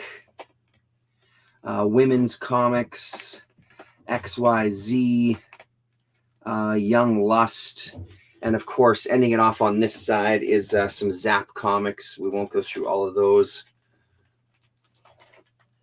More undergrounds in the gutters here. Tough Shit Comics, Arcrum's Comics and Stories from 1964. I guess this was a reprint. Yeah, got it for $3.85. Reich issue number 1. I think Domino Books carries a bunch of these. Tales from the Plague. That's more Corbin. Tales of the Toad. Is this is one of these the first or second appearances? Is this the second appearance of Zippy or something like that? Maybe. Trivial Annoyances. Another one. Yeah, Mickey Rat. I had a couple of issues of Mickey Rat. Yeah, I showed those before. 420. I think you recently got one of these from Power Comics. I think, yeah, wasn't it Night Witch maybe in one of your most recent videos? But I've got a bunch of those Power Comics as well too. Number 1, number 2, number 3, and then number 4. And then this one here, this Cobalt Blue, just 1 issue with a backup called The Mask. And I remember The Mask having some pretty great art in it. But yeah, those are some more of those that you got recently. Continuing in this last side here. So once we get past the undergrounds, then we get into my man, Robin Bougie. Big fan of Cinema Sewer. He now does Gutter Hunter, which is kind of his comic based zine. This one was kind of porn and exploitation movies. He's a Canadian, lives out in Vancouver. I wasn't collecting it since these early issues. Like this is number 10 is my earliest issue that I have. Oh no, number 9. Number 9 is the earliest issue that I have. These ones, I can't remember if I got them from him or if I found them locally. I think because I got some early stuff of his from Red River Bookshop when he used to have the box behind the counter that was filled with kind of adult stuff that he would take and actually sell to people. I don't think he does that anymore. I remember finding some issues in there. And then I was kind of subscribing to Cinema Sewer. It was a friend of mine in Ontario. Friend of mine in Ontario that had, thank you very much, Daryl, that had turned me on to Cinema Sewer. And once I saw a couple of issues from him, I was kind of hooked on getting them. So I stayed on top of getting every single issue of Cinema Sewer when it came out. And I've got some of the collections that came out through Fab Press where he collected a bunch of the issues. So it's mostly like he's got some comics in here. He does hand lettering himself throughout every single one of these issues. It's a one-man book. He'll have guests on as well, but everything else is pretty much done by Bougie himself. And it's quite an accomplishment. And he talks about all sorts of stuff. But like I said, mostly kind of heavy adults only kind of content here. So issue 25. So I've got all of those. I've got that entire series. And then here's the first 2 issues of Gutter Hunter. Is he on issue number 3 or 4 now at this point? I've got the first 2. I know that I'm not fully caught up. So there's issue number 2. And it's a $12 book, but it's super fucking thick. And again, the amount of work that he does himself, I think he only does these once a year, like he was doing with Cinema Sewer near the end there. He was only doing 1 issue a year because it was just so much goddamn work. But it's always worth it. And then I've just got a bunch of, oh, look at that. That's misfiled. Cinema Sewer issue 33. So let's put that in its right spot here. Because I've also got some books from him. This one, for example, this is one that I found at Red River. This is called Deviant, Strange But True Sexual Practices. And I think when I talked to him about this online way back in the day, he said that each cover was different, had a different paste up for the cover. Yeah, this was a little thing that he did. Dear Mr. Bougie, book number 2. So some fan letters, I think, in that one. What else? He did some comic type stuff too, some mini comics. Maximum Super Excitement, issue number 2. Some of them were comic jams with other friends of his, where they sort of did books together. Sleazy Slice, I think Rug did a cover for one of these, of all people.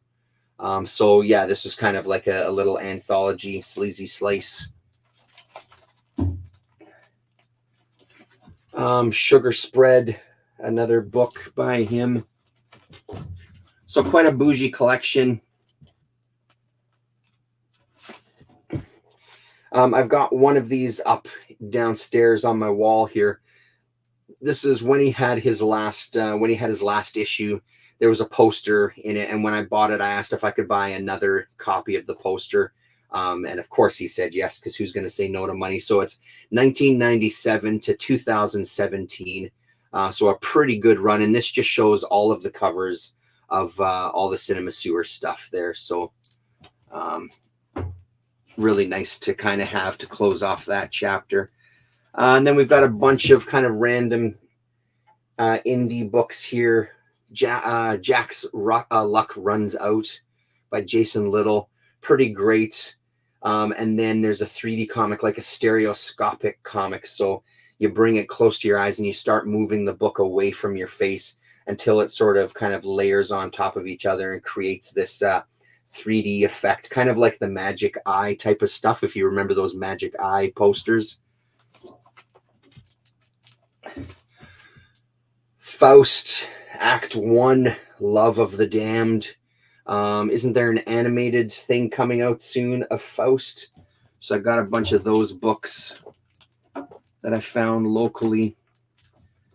Quite a few Faust. Some kitchen sink stuff. So Donald Simpson. This is Border Worlds. So this whole drawer is kind of adult / underground / maybe not stuff necessarily for kids' eyes. Curse of the Mole Men, featuring the Big Baby. This is the only issue I have of this, Charles Burns. French Ticklers. Kitchen Sink did this. It's more kind of comedic type of stuff. So it has Mobius in it. It has a bunch of European artists, but doing more like a comedy as opposed to kind of serious sci-fi and that sort of thing. So I don't think I ever finished reading this entire series. I don't think it did too much for me. But it's good to have because it does have some Mobius stuff in it. And then we end off with a whole bunch of Spirit related books here. 3D Classics, Spirit.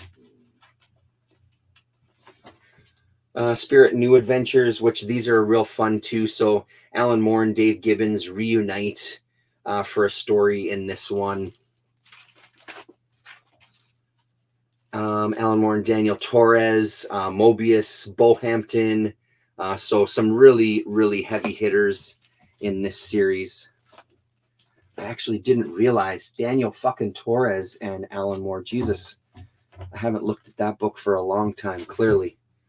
Kurt Busiek, Mark Schultz, David Lloyd, Mike Allred, Paul Pope, Jay Stevens, Eddie Campbell, Gene Fama, Dennis Eichhorn. So yeah, what number is that? That's number 7. Did it only go 7 or was there more? Yeah, it looks like it might have only gone 7 or 8. I think I have all of them. And then the kitchen sink stuff, the comic Spirit. So I think that takes up the rest of this drawer, if I'm not mistaken. Yeah, Spirit.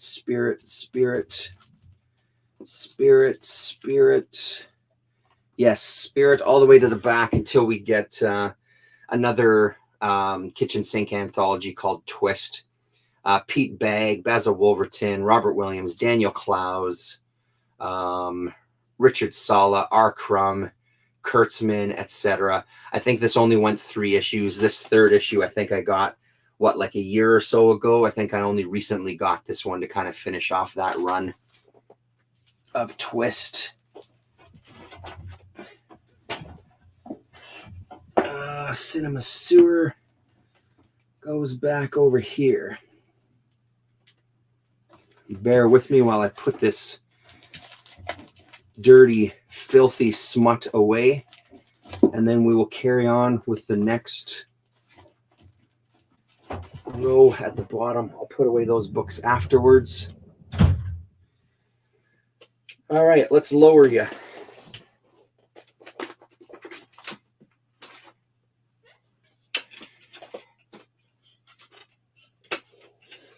We still alive out there? How you doing out there, everybody? As I completely rock you around there. Make sure my high-tech rig is still lasting.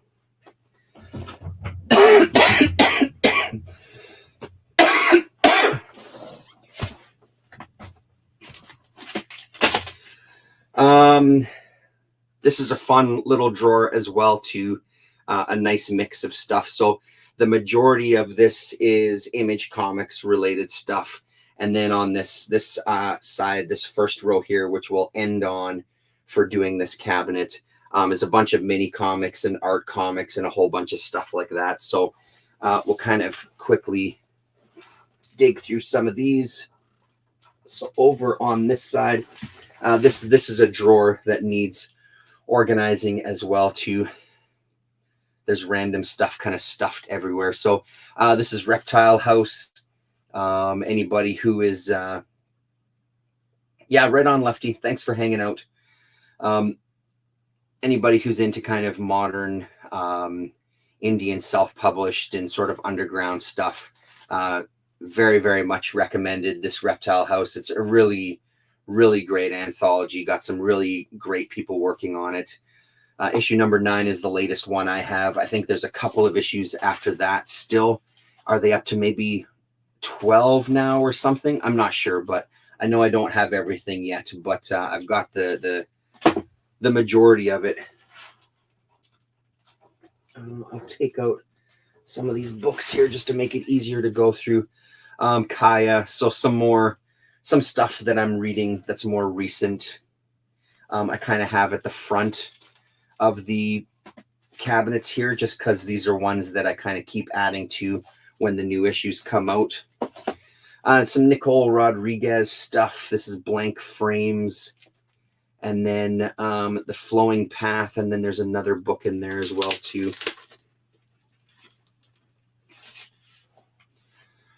Oh, yeah. Simulation. Yes. So I think this is all Nicole Rodriguez stuff that I got directly from her.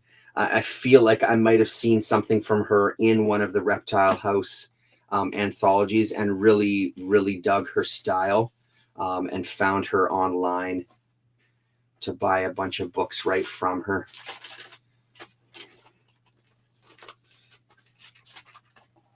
It's not as easy storing some of those modern kind of mini comics and things.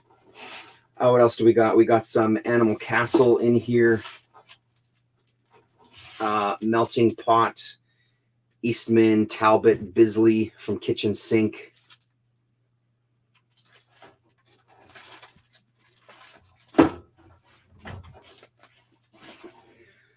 A single issue of Dart. I think it was Colin that was showing this off, and the art in this was pretty outstanding. I don't know if I'll ever, look at that cover is just fucking wild, man. I don't know if I'll ever kind of find or pick up any of these other issues. So it's one of those things that might be on the chopping block. You know, maybe I'll put that aside. Hitomi, I was really digging this. I don't know how long this went on for. There's issue number 5 on the back side, but I don't think I have all 5. I feel like I might only have 4 of them. I don't know what happened to it. It sort of fell off my radar. I should kind of look for that again because I was really, really digging this book. This was a real fun read. This is one that can definitely go. Briar. I got into it. I got the first couple of issues. I was intrigued by it, but then I just stopped picking it up. This is what, issue number 3 maybe or something. 3 or 4, and I just completely lost interest. It started to kind of remind me of the Goddamned a little bit, and it just wasn't something that was catching my attention. So this is definitely something that'll go. Let's see if I can adjust these books a little bit. There we go. From the Darkness, Jim Ballant. Such a good book, dude. Jim Ballant, the kind of good girl, bad girl type of artist of the day. 1991. I've got the single issues of this as well, too. 420, if you're still here. Midnight, September 11th, 1990, Manitoba, Canada. They came through the forest, shaped like wolves, to search for my brother. 7 soldiers from an army of undead. I knew they'd be coming, so I was ready. But those poor kids parked on the hill above me, they never even saw them heading their way. Dun, dun, dun. Yeah, so right on that first page, when I first got the issue, I was kind of sold right away. And then the book is so much fun. It's a really, really great stuff there. So recommend it if you can find it out there. Like I said, there was the collection, but there was also the single issues. I think there was 2 series of From the Darkness. The second series was pretty weak. It was this first series that you want to get your hands on if you do find it. That one goes there. Cowboy Bebop. Great stuff. Just read this recently with my daughter. Was it last year or was it the year before? I don't remember now. Tooth and Claw. Kurt Busiek, Dewey Belair, Comic Craft. Really, really fun world here with all these different animal species. Yeah, really great stuff. She was really digging it as well, too. We both really got into it. Twisted Romance. I liked some Sarah Horrocks stuff that I had, and that's why I picked up this series, because I know Sarah appears in this one. Katie Skelly is in here as well, too. I don't think Sarah Horrocks appears in every single issue, but I think I found all 4 issues at one time, so I just picked up the whole series.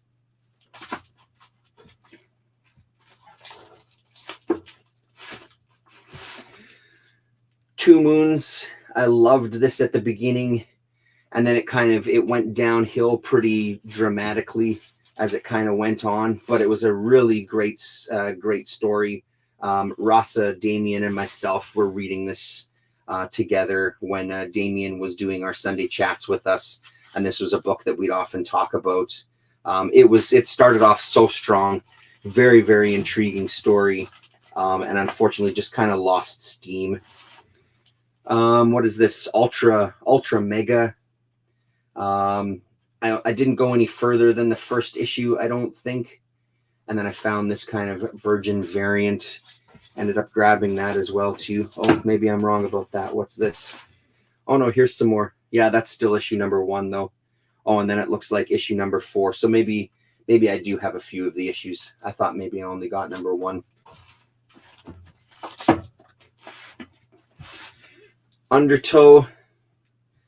I remember loving this one. Again, it was more the art that caught my attention about this book. Couldn't tell you the first thing about it now. That was quite a few years ago. Then we've got Velvet from Brubaker and Epting. Great series. That ain't going anywhere. An Azaret variant cover for some fucking comic. Don't remember what the hell it is. Yeah, goddamn variants. Thank God. I mean, as much as them that I do have, I'm surprised at how many I have. I'm glad I didn't get into it any deeper. What a load of nonsense. The Aftermath Big Clean by the Mullen Brothers from Heavy Metal. This is a bonkers book. There's some incredible art in this one. I don't think there was much to do about the story, but I do remember loving the art. Tarna, some more Heavy Metal stuff. Peach Momoko Tarna cover. More Tarna. And then, of course, some of my favorite stuff. We won't go through all of these. I've talked about these plenty of times. Jim Henson's The Storyteller stuff. This is from the Dragons miniseries. Just a couple of issues there. I have some gaps in some of these early ones. Yeah, one of my favorites. Where are we going with that here? That was here. So there's dragons, there's fairies, there's ghosts, shapeshifters, sirens, tricksters, and witches. Then there's more Animal Castle. Captain Harlock, the space pirate from Ablaze. Yeah, a few issues of that, hey? I don't know if I ever actually read them. I was reading the Eternity comics, and then I was getting some of the Captain Harlock collections out of the library, and they were pretty fun reads. But I don't think I continued on those. And then at the back is a whole bunch of the Sumerian stuff from Ablaze. So Red Nails, Really big into these when they were coming out. There was some really good short stories that they were redoing. So European artists doing a Conan, but not able to call it Conan.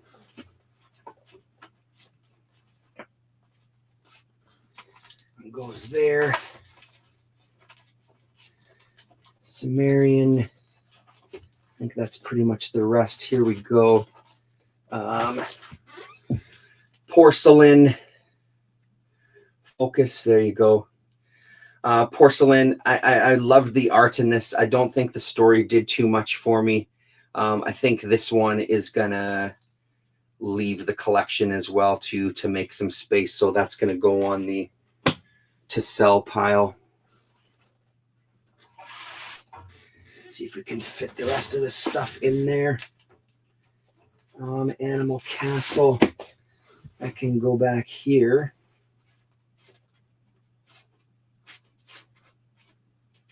It's a Blaze. Where's Animal Castle? Right here. Put that there.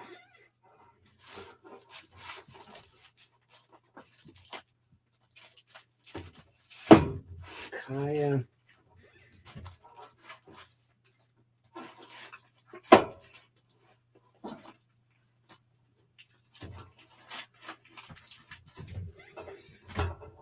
What do we got here?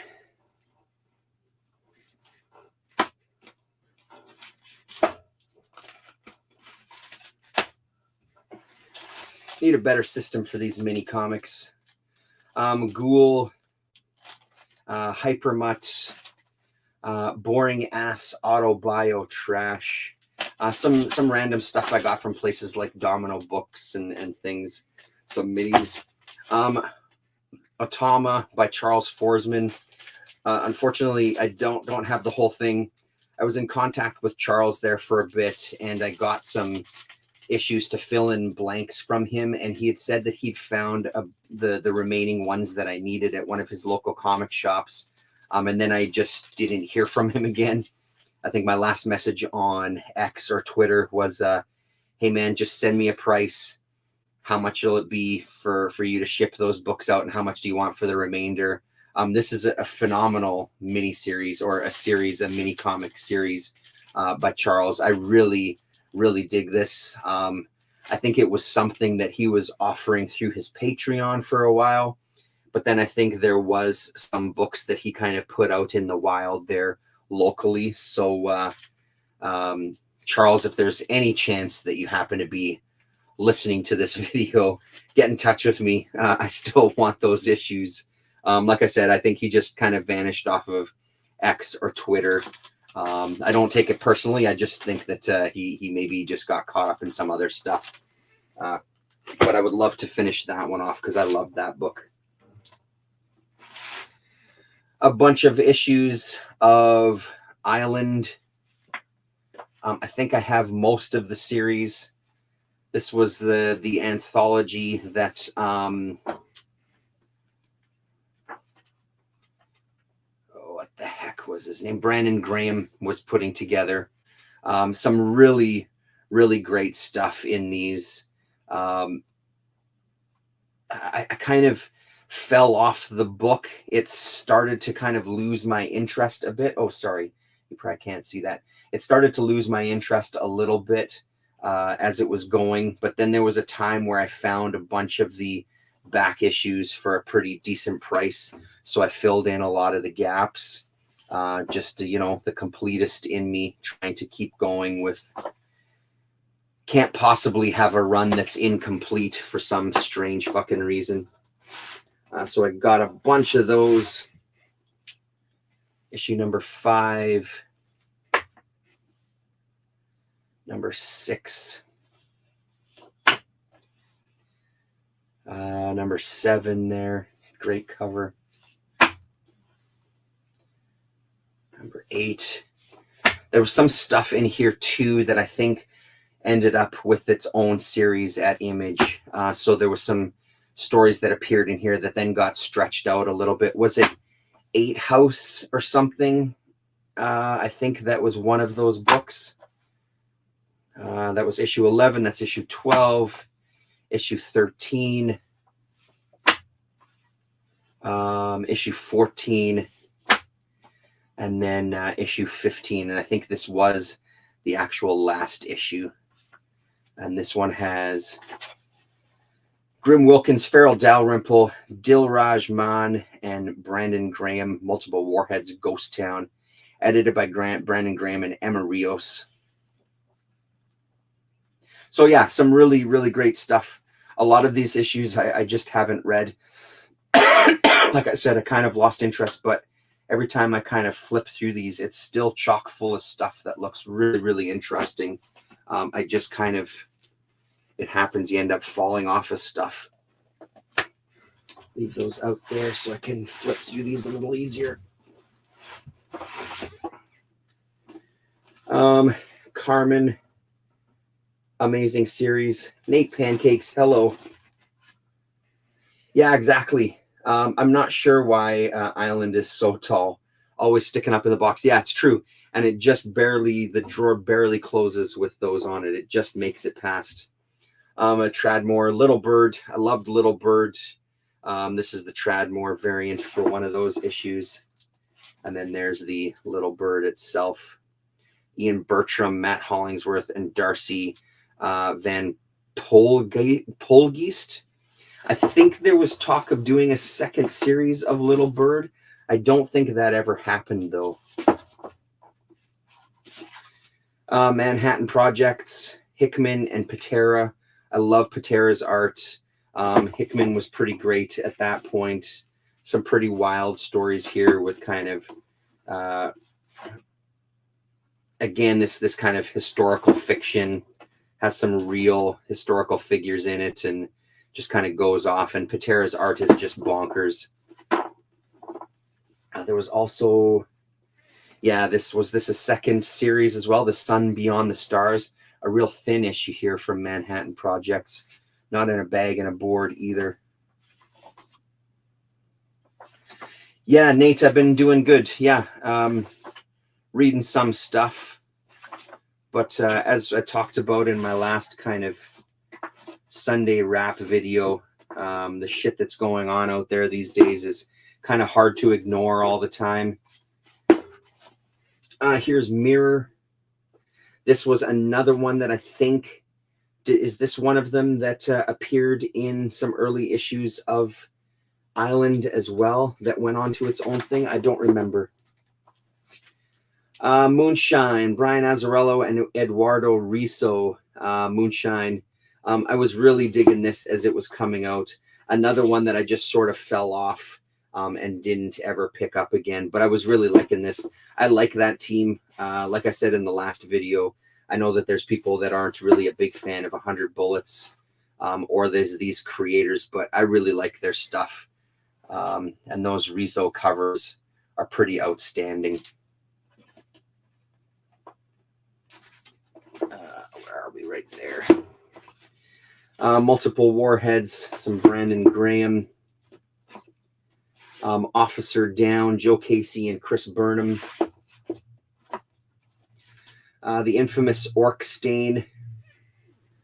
I was getting it when it was coming out, and then it just kind of vanished. James Stokoe. I think there was a lot of gaps in between some issues as well too. And like I said, I think in the last stream as well, this is one that I don't think ever finished. Don't know if it ever will finish. Ted McKeever's Pencilhead, kind of the last thing that he did. His kind of fuck you to the whole industry as he sort of goes through his time in the comics scene. Changes names to protect the guilty. Pretty Deadly, Kelly Sue DeConnick and Emma Rios, Jordi Belair. Love that art in that series. A single issue of Prophet. And then, of course, the new era of Prophet by Brandon Graham and Roy, what the hell's his first name? And then Ballerman. So this was pretty fun stuff too. So they kind of took the mythology of Prophet and just kind of did their own thing with it and put their kind of twist on it. Super fun comics. Another series that I never ended up finishing reading. Some Prophet Strike File stuff. And then there was Prophet Earth War as well too. Riso has some great Spanish language stuff out there for early on in his career. Oh, amazing. Radiant Black. I'm a sucker for black light covers, so that's the only reason that I got that. Rain Like Hammers, Brandon Graham. That was one of the best reads of that year, easily. Such a good fucking series. Righteous Thirst for Vengeance, quality shit as well. That's Because You're Robots, so some Shaky Kane stuff. Spinning Image on the backside here. Trencher, including the Christmas holiday blowout.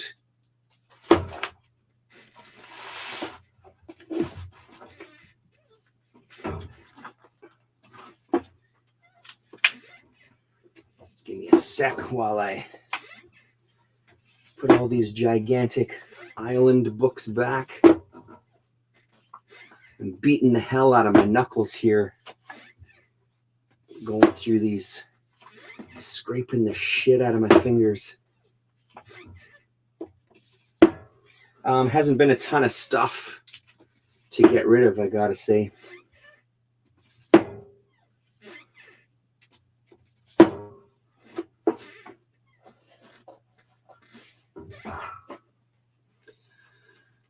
One, two, three, four. Those go there. What do we got in this side? Dark Horse re-released Vampire Boy by him and Carlos Trio. Great read. Oh, cool. Vampire Boy. I don't know that one. Ed the Happy Clown. Heavy Metal Drummer. As fun as this one was, I think this might go in the to trade pile. There was nothing totally wrong with this. I just don't know if this is a book that I'm ever going to revisit. So I think that's something that's going. Professor Dark. I love this little 2-issue series, signed here. At one point I was in contact with the artist looking to get some pages. I don't think the artist ever got back to me. I got in touch with the writer and he said he would reach out to the artist as well too. I don't remember whatever finally happened from that conversation, but I didn't end up getting any pages from this. I would love a couple of pages from this. This is a great little book. If you can find this, it's worth it. Ed the Happy Clown, as I said already. And then in this side is just more random stuff. Oh, this one I picked up from Fantasy Island here in town. Diabolical, a double feature of comics Bedlam.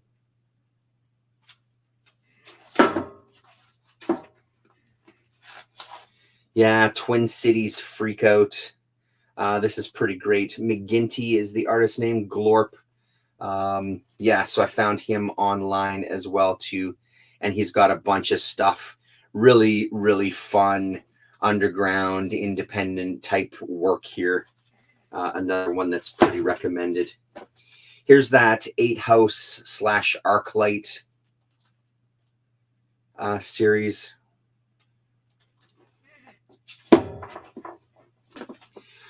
Black Science. I don't have the entire run.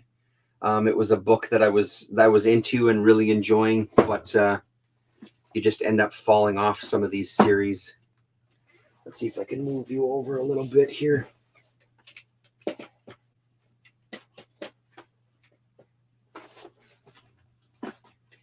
Yeah, more Black Science. Those aren't going anywhere. Bulletproof Coffin, some more Shaky Kane stuff. Check out Ed versus Yummy Fur, or What Happens When a Serial Comic Becomes a Graphic Novel by Brian Evers. I can't read that. Is it say Evanson? Really good discussion on the series. Okay, cool. I absolutely will. Ed versus Yummy Fur. And then the second series, Bulletproof Coffin, Disinterred. More Casanova. So Image Comics ended up doing Casanova. I I don't remember if they did a reprint of the Icon stuff and then new stuff, or if they just did new stuff. Part of me thinks that they reprinted the Icon stuff as well.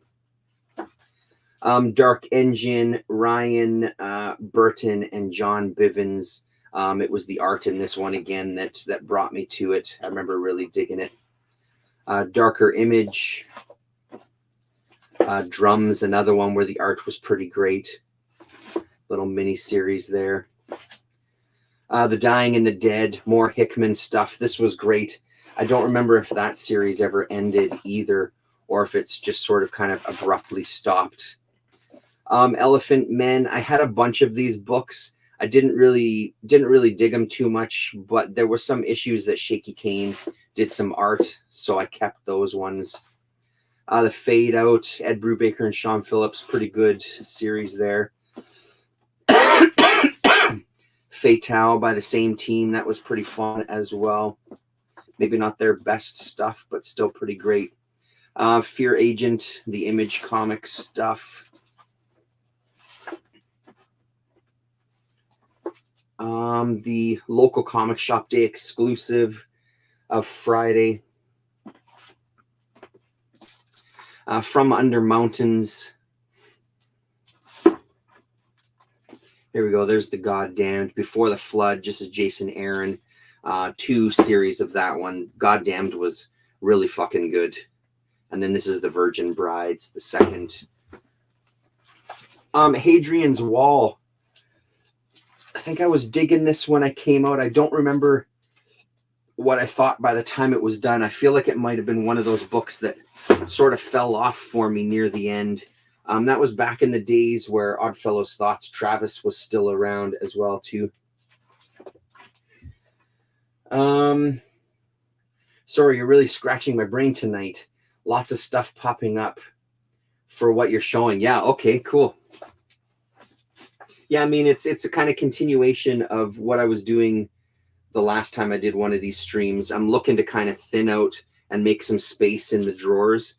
So I figured while I was going through the collection, may as well kind of do a live stream and show off some of the stuff that I have and talk about things. Inhumans, Keenan Marshall Keller and Tom Neely. I know that there's a bunch of stuff here that I've missed as well too, but this was a real fun book. A bite gang of monkeys. Pardon me. What went in that side? This stuff did, didn't it? And then this side. This is like a lot of art books, independent books. Try my best. I feel like there's got to be a better way to store this kind of stuff. There's also kind of random things here as well, too. I'll pull out some more things here. Like I have, you know, when I buy comics from independent artists, oftentimes they'll send extra things like little postcards, or they'll have drawings on the kind of envelopes themselves. So I kind of have a pack of stuff that I've saved from those guys. Little catalogs, Birdcage Bottom Books catalog. Again, some like art cards and things collected in there. Indie Comics in Winnipeg from 2017, coloring pages. And then a little Winnipeg New Music Festival from 2016. Oh, it looks like some Rubber O Cement, Grux doing his kind of noise music mixed with comic book art and artwork and things like that. So some more local art. This is Acid Man from Robert Pasternak, a bunch of stuff from Pasternak himself, a guy that I see all the time when I go to conventions and stuff. Always end up chatting with him. Super good dude. Really, really nice guy. Catalog, Antique Electronic Supply. Some art. was that from Bald Eagles. And then Bittersweet Romance Anniversary. And then some books from a company, RAK Graphics, Rack Graphics, Buse and Gar. So I ended up getting a bunch of stuff. Another small indie company that didn't do too many books, and it just seemed like they were popping up all over the place. I ended up buying a bunch of them from my comic shop as well too. So Dragon of the Valkyr, this is another RAK. So Rack Comics ended up turning into like a gaming company as well too. So Shadow Lord, Jet City.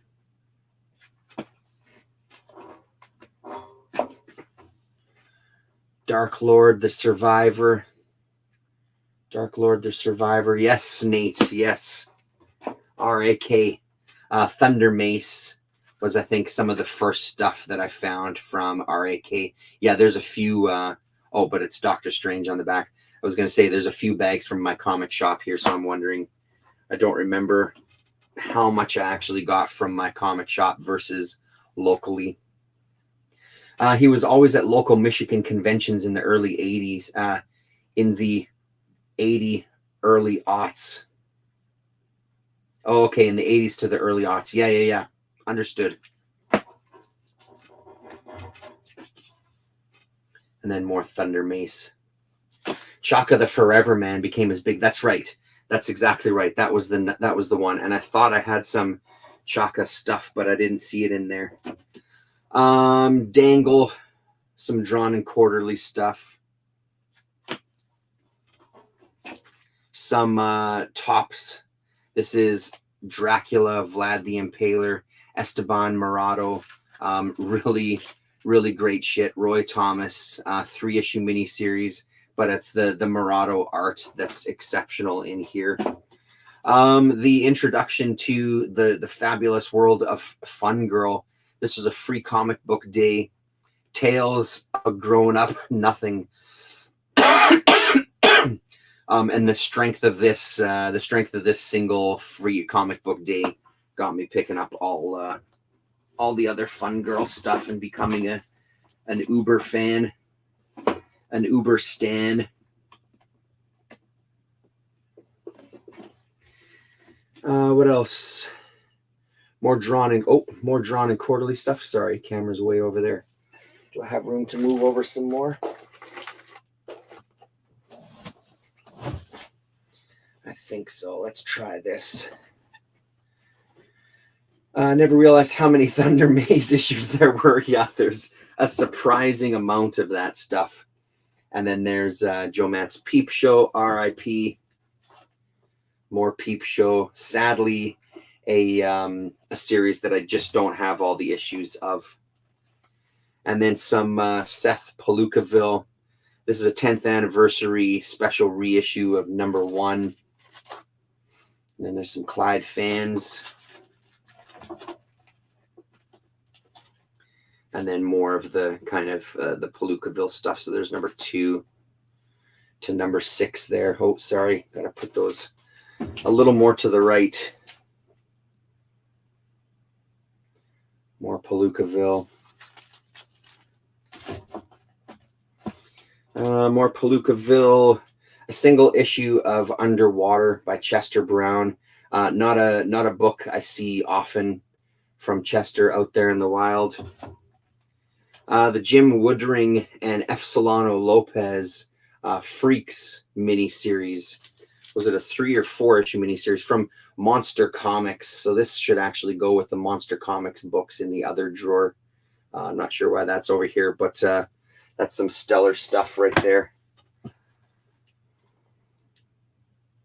Gary Panter. Was that Cursed? Is that what it's called? I don't remember what it's called. Night Business. Benjamin Mara's Night Business. I fucking love this book. I'm sure I got this right from Traditional Comics, right from Mara himself. Really, really great stuff.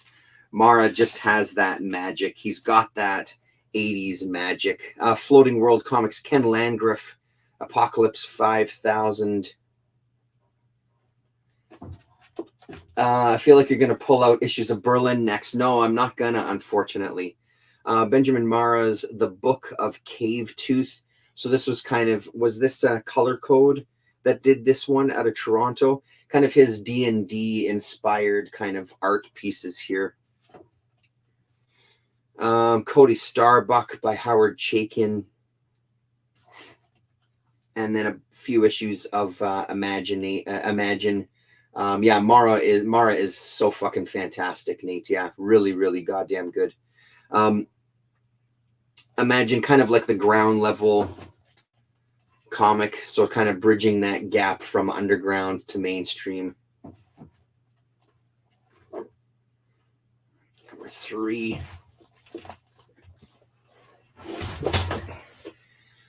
And then number 4 with some Ditko. And then we get into a bunch of just mini comics and art comics, and these are going to be tough to kind of show. But big fan of this stuff. A lot of this stuff I either got from... did you get his Dungeon Master screen too? No, I didn't, actually. I didn't realize he had something else. So it's along the same line of Cave Tooth there, Nate. Some of the stuff I got from Toronto trip. Some of the stuff I got from some places like Birdcage Bottom online. Genus 1 and 2 by Anuj Shrestha. This is a really, really good comic. I don't know whatever happened with this. If it ever went more than 2 issues or if it got collected. But this was really, really great. Beautiful looking art in here. Pretty cool little story.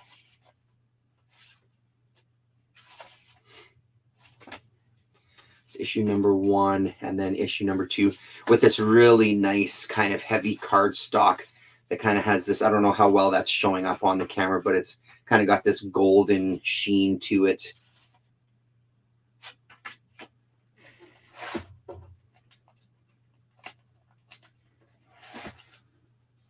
Dungeon.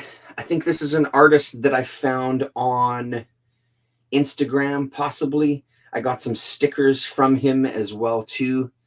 So this is a little kind of art comic that he did when I ended up buying some stuff from him. Freaks Scene. Pretty infamous. He did a DM screen with Study Group. Shut the fuck up. That's amazing. Johnny Ryan, Josh Baer, Benjamin Mara, Tom Neely, Jason T. Miles, Victor Bald Eagles, Cairo, Jim Rugg, Pat Aluzio, Derek Ballard, who I also really enjoy, Jason Carnes, Shallow P, Heather Benjamin, Zach Hazard Vopin, Peter Gray Hurley, Keenan Marshall Keller. Inside cover by Bald Eagles. Doesn't Cairo have something coming out with Domino Books soon? There's more Cairo. Fuckitor. There's some Ballard. There's some Josh Baer. Yeah, so Freak Scene. A Garden in Manila. Olivia Ongai. I found her on YouTube, and she had a series of what's her Pin Dot Press? Is that what it is? Pin Dot Press, possibly. And she was talking. She has a series of videos where she talks about risograph and making your own comics and stuff. So I ordered some stuff from her just to kind of support her. Yeah, that Freak Scene. That's the hit squad in that issue. Yeah, man, it's a classic. It's kind of a classic issue. But the Pin Dot Press stuff, she's a really nice woman, so it was good to kind of support. Pastiche. This is one that Mr. Colin Blanchett sent to me, I believe, early on in the early days of getting to know Colin. The Psychotronic Screezine. This might have been from Domino Books that I picked that up. Again, more art books here. Melamine Car Bomb by Mark Connery. I'm going to start to fly through some of these because there's just so many of them. William Cardini, Cold Heat Special. Dan Ellison, how the heck are you, man? I'm doing good.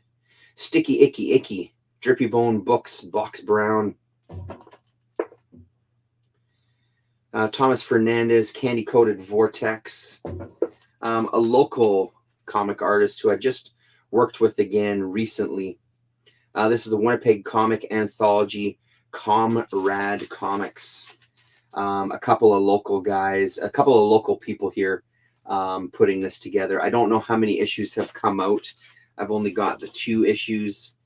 I was a huge Johnny Negron fan for a while there, so this is a kind of collection of his work. He ended up appearing in like anthologies like Thickness and things too, and I just really loved his style. I don't know whatever happened to Negron, but this is quality shit right there. A little flip book, Detective Double Digest, and on the other side, another detective story. This is a great one. This side is probably the better of the 2 sides, this story here, but I think that was more Domino Comics stuff, or maybe not Gosh Comics, I don't know, maybe Wow Comics or something like that. If on Account of Sunday.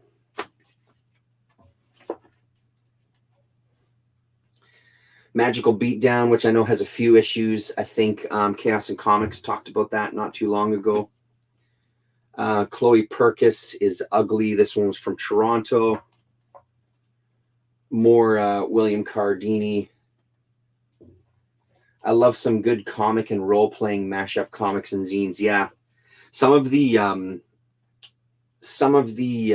RPG small role-playing game companies put out some incredible books, and some of those are just fun just to look through, even if you don't play the games. Anyway, I'm gonna start skipping some stuff. So there's some Ginseng Roots. I'd love to get that whole series eventually.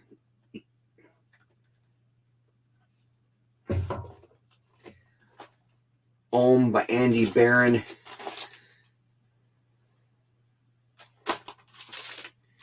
Since you're going through your minis, I must ask, have you ever got any Grixley by Nate McDonough? No, I don't have any, Dan. I've got none of that. Tetsunari Tawaraya from Hollow Press. This is the stuff that's on that Plike paper, that plastic-like paper, dimensional flats, etc. Black paper, silver ink. Fucking outstanding. What else do we got here? Tales to Demolish. Some Arrington Di Dinizo stuff from Color Code. He was in a band called Old Time Religion. He also did some solo stuff. This is Gun Show that I was talking about earlier. This is another thing from Color Code Press. Like I said, I'm pretty sure Gun Show appears in that Madball comic that I was showing earlier from Lion Forge. Frontier, blanking on her name right now.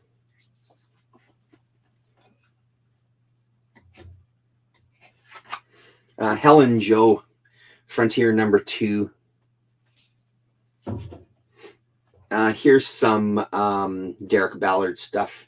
This is his cartoon show stuff. I love this era of Ballard. He's still around. I still follow him on X. I'm not as kind of keen on his style anymore, but he's got a real good kind of abstract thing going on here. I think he was one of those guys that there's a little too much kind of personal shit on his page that I kind of turned me off a little bit. This is Thickness number 1. That's a Johnny Negron on the front there. Fantastic anthology. Katie Skelly, Johnny Negron. Zijan Shen, Derek Ballard, and then True Chubbo is in this. I don't remember how many issues that anthology went. This is some local Winnipeg underground stuff here. A little package of that. The Glass Chamber. Broken Land by Drew Morrison. Really great book. I think he's done a couple of more issues. I was chatting with him a little bit years ago on X, and he would kind of send me info on when a new issue was out. I never did catch up to it, though. I only got that first issue. They're real fun. Issue 63 and 64 just showed up in the mail yesterday. He's a cool cartoonist. He sells his comics on eBay to pay the bills and chronicles his bin diving adventures. Really, shut up. If you keep going, Crack, you're going to make me start digging for mini comics exclusively, and I don't need that. Sorry, Daryl. We're going to keep going. This is Luz. Michael DeForge, of course. Sorry, blanked on his name there. Another Canadian. I follow him on social media, too. He's fantastic. This is Koyama Press stuff. This is the only 2 issues of Luz that I have. More William Cardini with his book Vortex. Love his stuff. Vortex. More William Cardini. Future. I know that this is done now, and he's printed up a collection. That Thickness book is right up my alley. Yeah, man, it's fucking great. I don't know how easy it is to get a hold of Thickness anymore, but it's a really good anthology, or was a really good anthology. So I think this is now complete, and I'm pretty sure when I saw a post from him on Instagram, he's now printed up the collection. What was it, 12 issues? I've got most of them. I think I'm missing the last, I don't know, 4 maybe or something. So this is now, oh, actually, maybe I'm missing more. This is issue number 6, and it looks like that's the last issue that I have. Zona Negra. This is G, Mind the Comics, our Portuguese, the Portuguese contingent, him and Paulo Costa. But Gus did some writing for this. He sent me these a few years ago now at this point. So those are really killer. I love getting stuff like that from YouTubers. Free Money. A comics book by Pete, The Hand of Misery. This is a great book. Another guy I think I found on Instagram. Big Planet Comics. And then, of course, all my other Tetsunori Tawaraya stuff from Color Code. What's at the back here? Just boards to kind of sturdy it up. Ladies and gentlemen, that is it. I've made a hell of a mess for myself here. That's the drawer. So we did pull out a few things, not too much, which I'm not too surprised about. It is difficult to find stuff in these drawers to want to get rid of because there's so much good shit.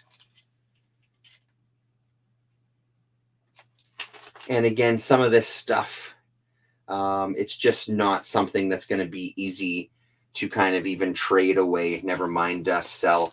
Although, who knows? I mean, I wouldn't mind sending some more books to my comic shop to kind of build up some more credit there if I had some stuff that didn't really...